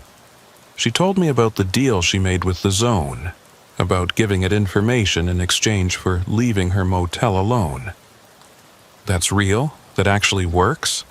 "As far as I can tell, yes," Dorian said, and I could hear the sound of papers rustling in the background, like he was going through files. "Claire's been doing it for years, keeping those records. documenting every encounter, and in all that time, no driver has reported seeing a fake lodgepole in. The zone honors the agreement, or at least appears to, which tells us something important about what we're dealing with. What does it tell us? I asked, genuinely curious now, despite my fear. That it understands concepts like reciprocity and boundaries, Dorian said slowly, like he was thinking through it as he spoke.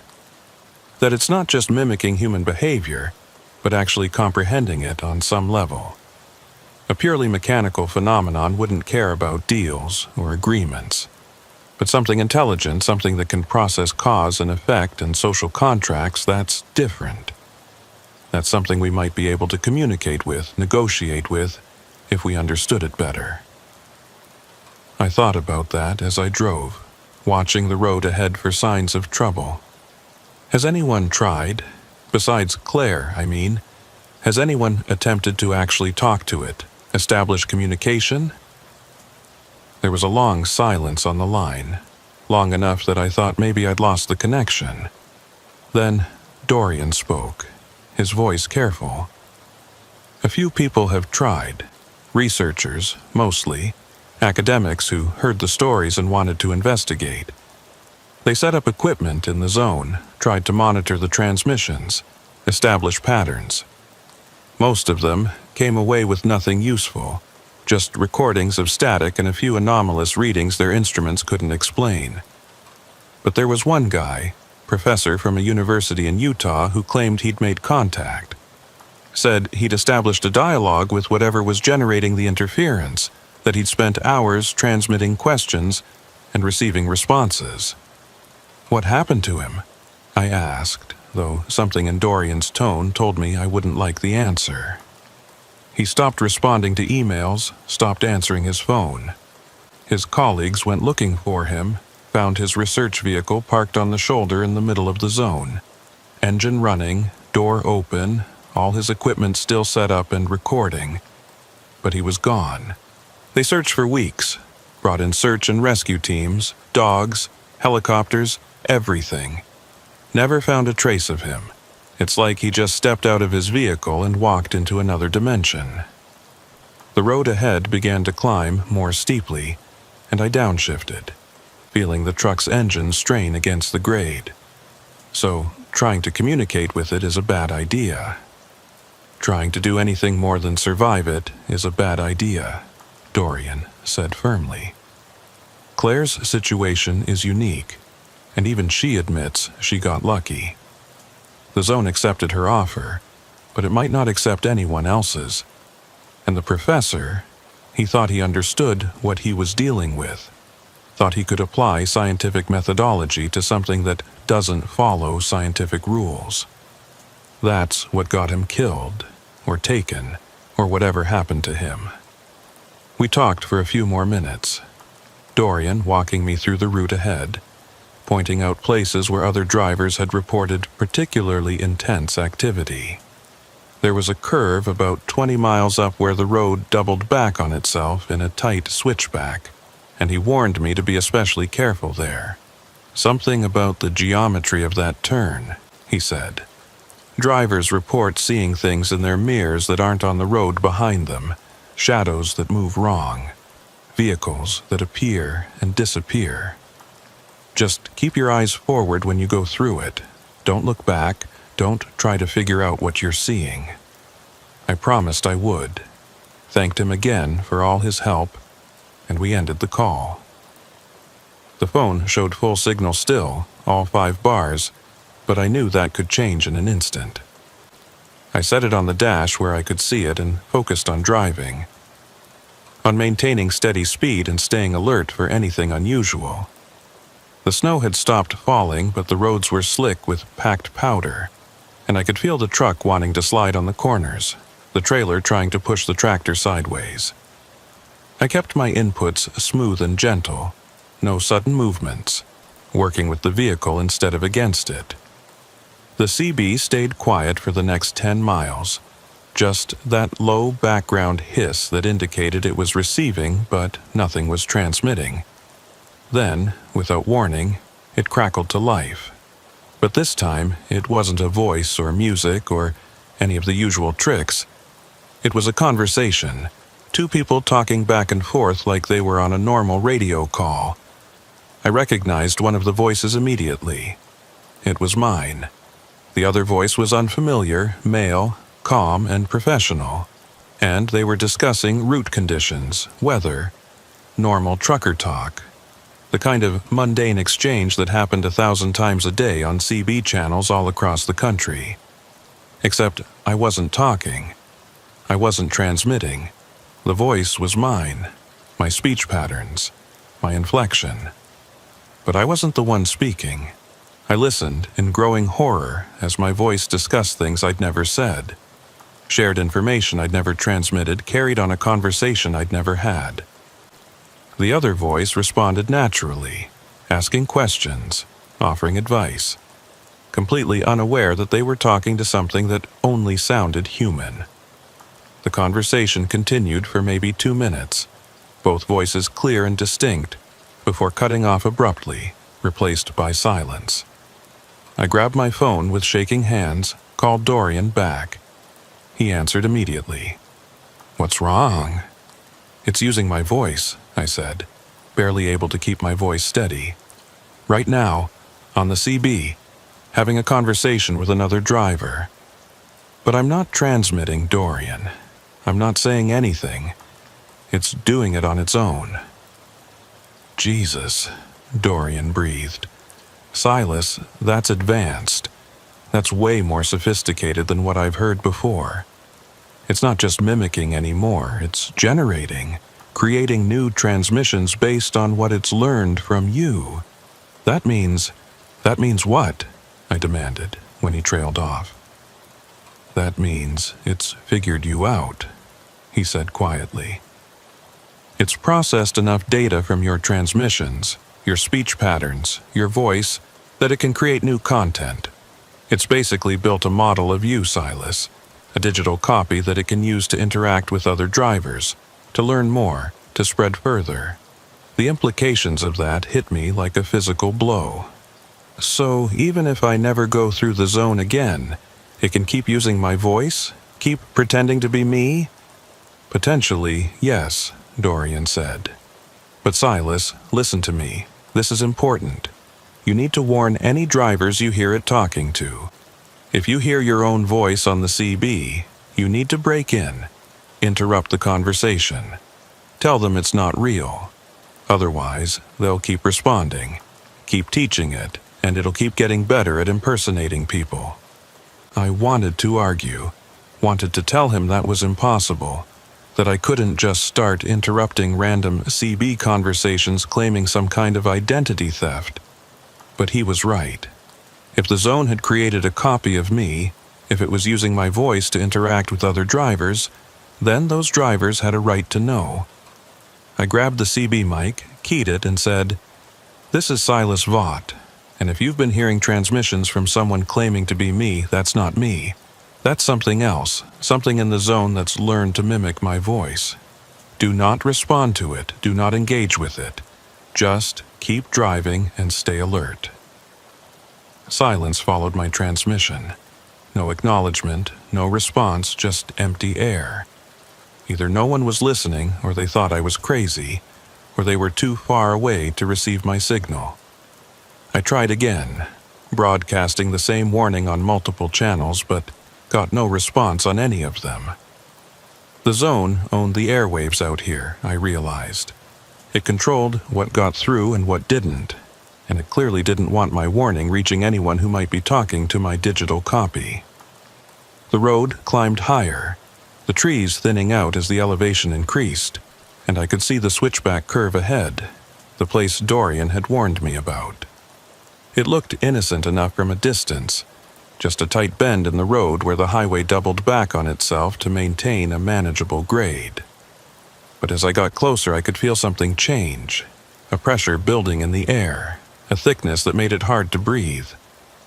My mirrors started to distort, the images in them bending and warping like I was looking through bad glass.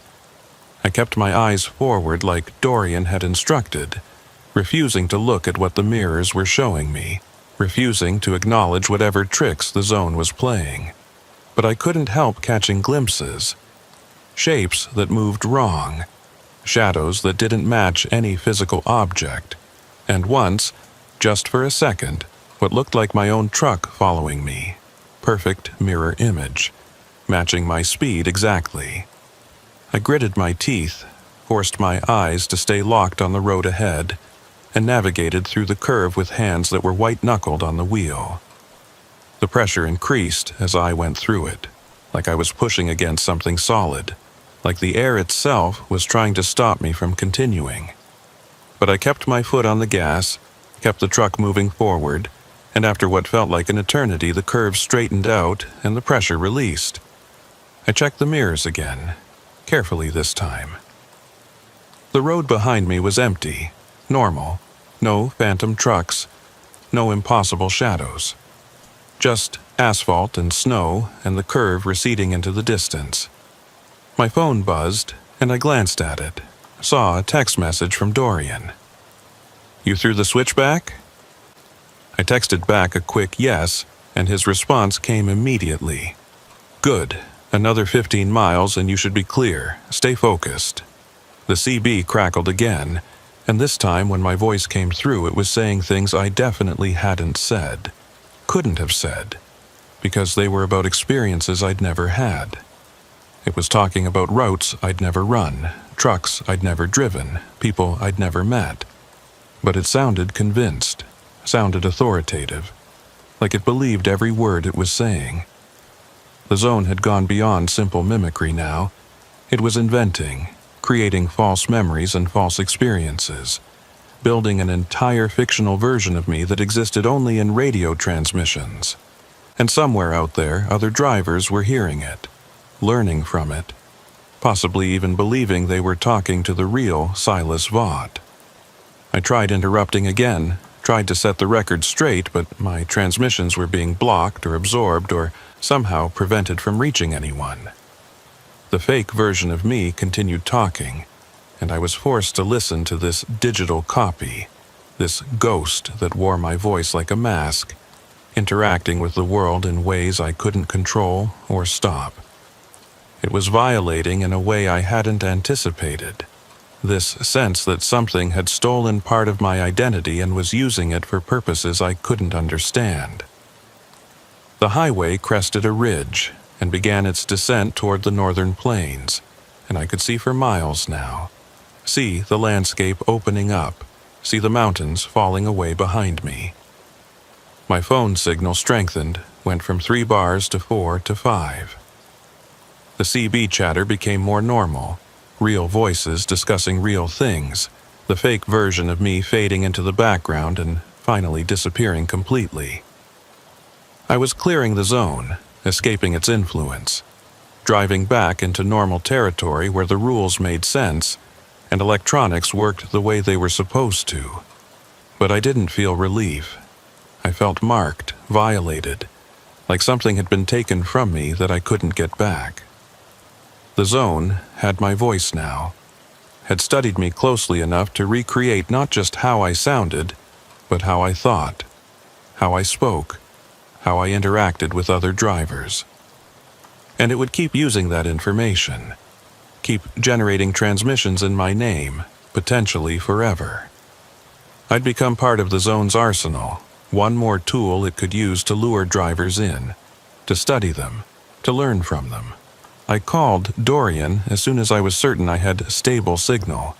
He answered immediately. "You're clear?" "Yeah," I said, though my voice was hollow. "Yeah, I'm clear. But Dorian, what do I do about this? About it using my voice? How do I stop it?" He was quiet for a long moment. "I don't know if you can stop it," he said finally. "Once the zone has enough data on someone, it can generate indefinitely. The best we can do is spread the word, warn other drivers to be suspicious of transmissions that seem off, that don't quite match the person they think they're talking to, and you can keep calling in, keep making it known that there's a fake version of you out there, so people learn to distinguish between the real Silas and the copy. "That's it?" I asked, frustration bleeding into my voice. "That's all I can do? Just keep warning people and hope they believe me?" "I'm sorry, Silas," Dorian said, and he sounded genuinely pained. "I know it's not enough, but we're dealing with something we don't fully understand, something that operates according to rules we haven't figured out yet. The fact that you made it through 3 times now, that you resisted it each time, that's significant. Most drivers don't make it through once without stopping, without engaging. You're stronger than you know." We talked for a while longer, him reassuring me trying to process what had happened and what it meant for my future. Eventually, we ended the call, and I continued north, putting more miles between myself and the zone, trying to convince myself that I was safe now, that it was over. But I knew it wasn't over, would never be over. Because the zone had marked me, had studied me, had taken something from me that I couldn't reclaim. And every time another driver heard my voice coming through their CB, every time someone responded to the fake version of me, the zone would learn a little more, get a little stronger, get a little better at pretending to be human. I delivered the load in Billings on time, signed the paperwork, and immediately requested a different route for my next run. Dispatch was accommodating, probably sensed something was wrong, even though I didn't explain it fully. They assigned me to a southern corridor, runs through Colorado and New Mexico, where the terrain was different, where the zone's influence didn't reach. I took the job gratefully and headed south, leaving Wyoming behind, leaving the mountains and their secrets to prey on other drivers, other voices. But I couldn't leave it behind completely, because every time I turned on my CB, every time I heard another driver's voice coming through, I wondered, was it real? Was it actually them? Or was it the zone, using some copy it had made, some digital ghost wearing their identity like a disguise? The paranoia was subtle at first, easy to dismiss, but it grew over time. I started avoiding the CB except when absolutely necessary, started relying more on my phone and GPS, started trusting electronics less and my own instincts more. Dorian called regularly, checking in, sharing reports from other drivers who'd been through the zone. The pattern was consistent. People who engaged with it lost time, lost memories, came back different. People who resisted it got marked, got copied, got turned into tools the zone could use. There was no winning, just degrees of losing, and all you could do was minimize the damage and keep driving. He told me stories about other drivers whose voices had been stolen, who reported hearing themselves on the CB saying things they'd never said, going places they'd never been. It was an epidemic, he said, spreading slowly but steadily, the zone learning from each encounter and using that knowledge to improve its mimicry. I ran southern routes for 3 months before I finally had to take another load through Wyoming. Different route this time, further east, nowhere near the Bighorns or the zone, as Dorian and I understood it. But I was nervous anyway. Couldn't shake the feeling that the boundaries we'd mapped were incomplete, that the zone reached further than we thought, that anywhere in these mountains could become dangerous if conditions were right. I kept my CB off for the entire run, relied on my phone for navigation and communication, didn't give the zone any opportunity to reach out, to make contact, to try luring me in again. And it worked. I made it through without incident, delivered my load, got back to safer territory. But the fear never left. That constant awareness that I was driving through a world where some roads led to places that shouldn't exist, where voices on the radio might not belong to the people they sounded like, where stopping at the wrong exit could mean losing hours or days or yourself entirely. I'd become hyper-vigilant, paranoid, jumping at every unusual transmission, questioning every encounter. Claire called me once, few months after my stay at her motel. She'd heard from Dorian that I was avoiding the zone, that I'd been marked by it. She wanted to add my story to her records, wanted details about the voice copying, about how sophisticated the mimicry had become. I spent an hour on the phone with her describing everything I'd experienced, and she took notes, asking clarifying questions, building her database of the zone's capabilities. At the end of the conversation, she said something that stuck with me. "You know what scares me most about this, Silas? It's not that the zone exists, or that it's intelligent, or even that it's learning from us. It's that we don't know what it wants with all this information it's gathering. What's the end goal? What's it building toward? Because something that studies this intensely, that works this hard to understand human communication and behavior, it's preparing for something, and I don't think any of us are going to like what that something is." I thought about that often in the months that followed. Thought about the professor who disappeared trying to communicate with it. About Dorian losing 6 hours and never recovering the memory. About all the drivers whose voices had been stolen and were now being used to lure other drivers in. What was the zone building? What was it preparing for? And would we recognize the danger when it finally revealed its purpose? I kept driving because that's what truckers do. We drive. We haul loads from one place to another. We navigate through weather and traffic and mechanical problems, and we survive. But I drove differently now, more carefully, more suspicious of everything I saw and heard. I avoided certain routes entirely, memorized the locations where strange things had been reported, kept detailed logs of any unusual transmissions or encounters. I became part of the network that Dorian and Claire had built, a community of drivers who'd seen too much, who knew too much, who carried the burden of knowledge that most people would dismiss as paranoia or delusion. And sometimes, late at night when I was parked at a rest area and the world outside was dark and quiet, I'd turn on my CB just to listen. I'd scan through the channels, hearing the normal chatter of other drivers, the routine traffic reports and casual conversations. And occasionally, maybe once every few weeks, I'd hear it. My voice. Not coming from me, not under my control, but out there in the ether, talking to someone, sharing information, sounding so perfectly like me that even I had trouble distinguishing it from my own speech. And I'd listen to this digital ghost, this copy the zone had made, and I'd wonder how many other drivers were out there, how many other voices had been stolen, how many digital copies were floating through the airwaves pretending to be human.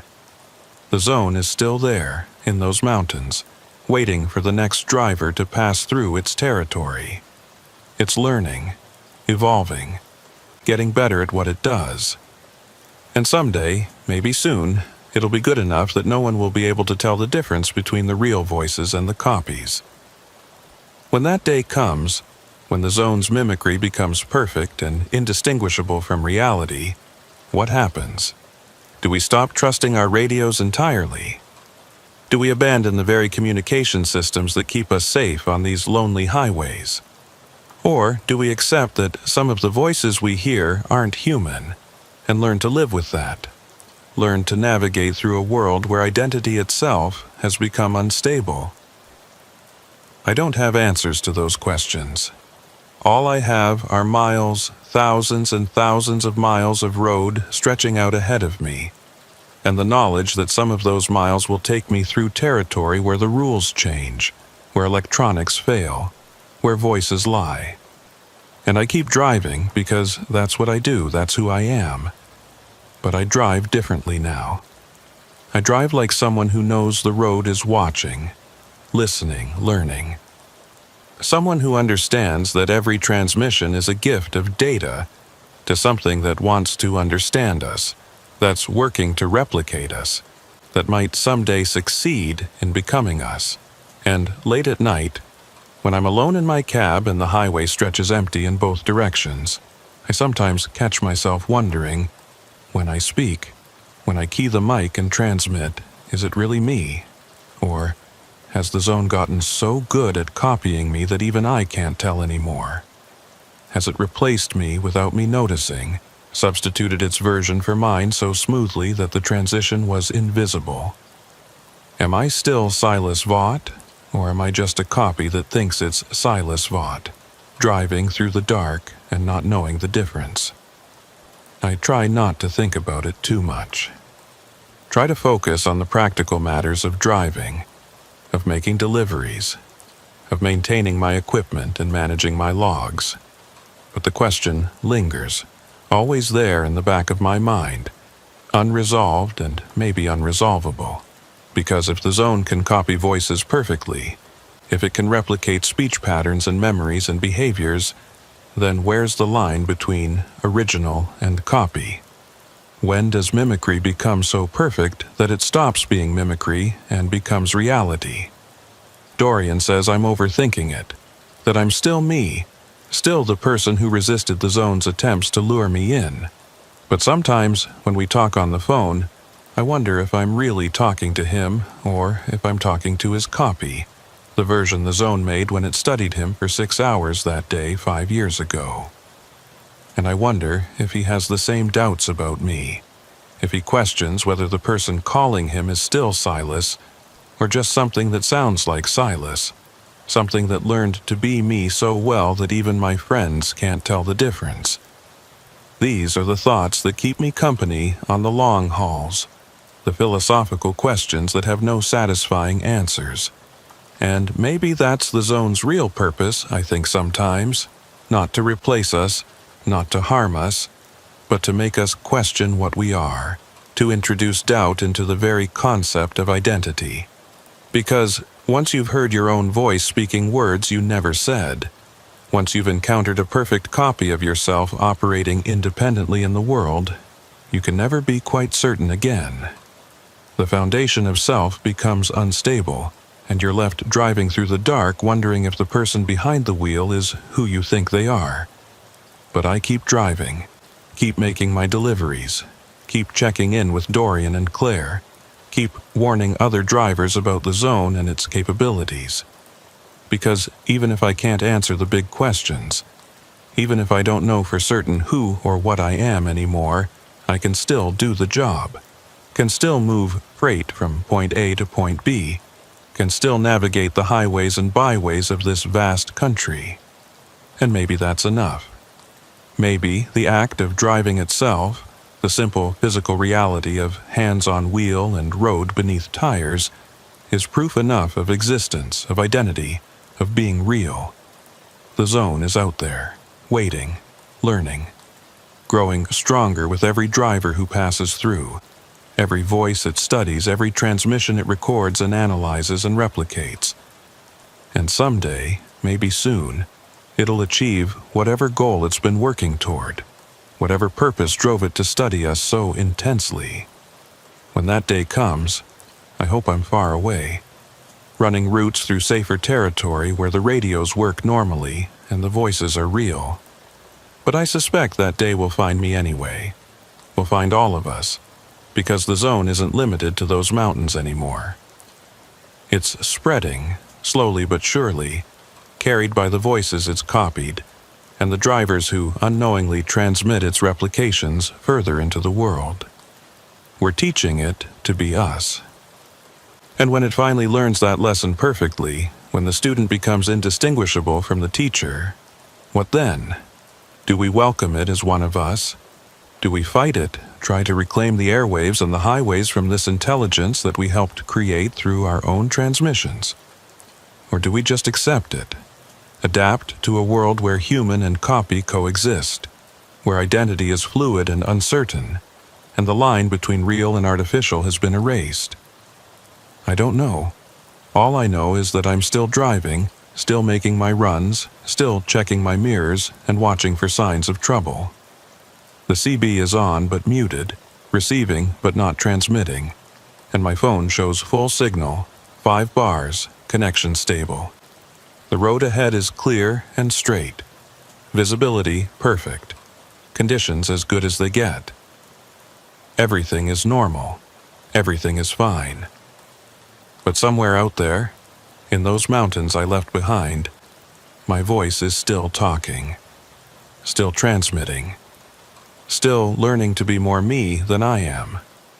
And every time another driver hears it and responds, every time someone believes they're talking to Silas Vaught when they're really talking to something else, the zone gets stronger, gets smarter, gets closer to whatever it's becoming. And I keep driving because that's all I can do. Keep moving forward. Keep putting miles behind me. Keep trusting that forward momentum is enough to stay ahead of whatever's following. But sometimes, in the quiet moments between transmissions, I wonder if I'm really moving forward at all, or if I'm just driving in circles, trapped in a loop I don't recognize, following a route that leads nowhere while my copy does the real driving, makes the real deliveries, lives the real life. The zone taught me one thing for certain. Reality is more fragile than we think.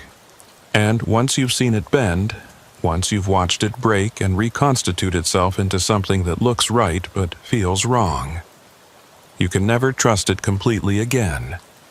You just drive and watch and wonder and hope that when you finally reach your destination, you'll still recognize the person who climbs out of the cab and signs for the delivery. That's the real terror of the zone. Not that it might trap you. Not that it might steal your voice or your time or your memory, but that it might replace you so perfectly that even you don't notice. That it might create a copy so accurate that the original becomes unnecessary, redundant, a rough draft that can be discarded now that the final version exists. I'm still driving, still out here on these highways, still making my runs. But every day I wonder, am I the original? Or am I the copy that thinks it's the original? And if I'm the copy, where's the real Silas Vaught? Is he still out there somewhere, driving different routes, living a different life? Or did the zone consume him entirely, leaving only me, this perfect replica, this ghost that doesn't know it's dead? The road stretches out ahead, endless and empty, and I follow it because that's what I do, what I am. What I was programmed or taught or created to do. Keep driving, keep transmitting, keep being Silas Vaught, even if I'm not sure anymore what that means, or whether it was ever really me at all.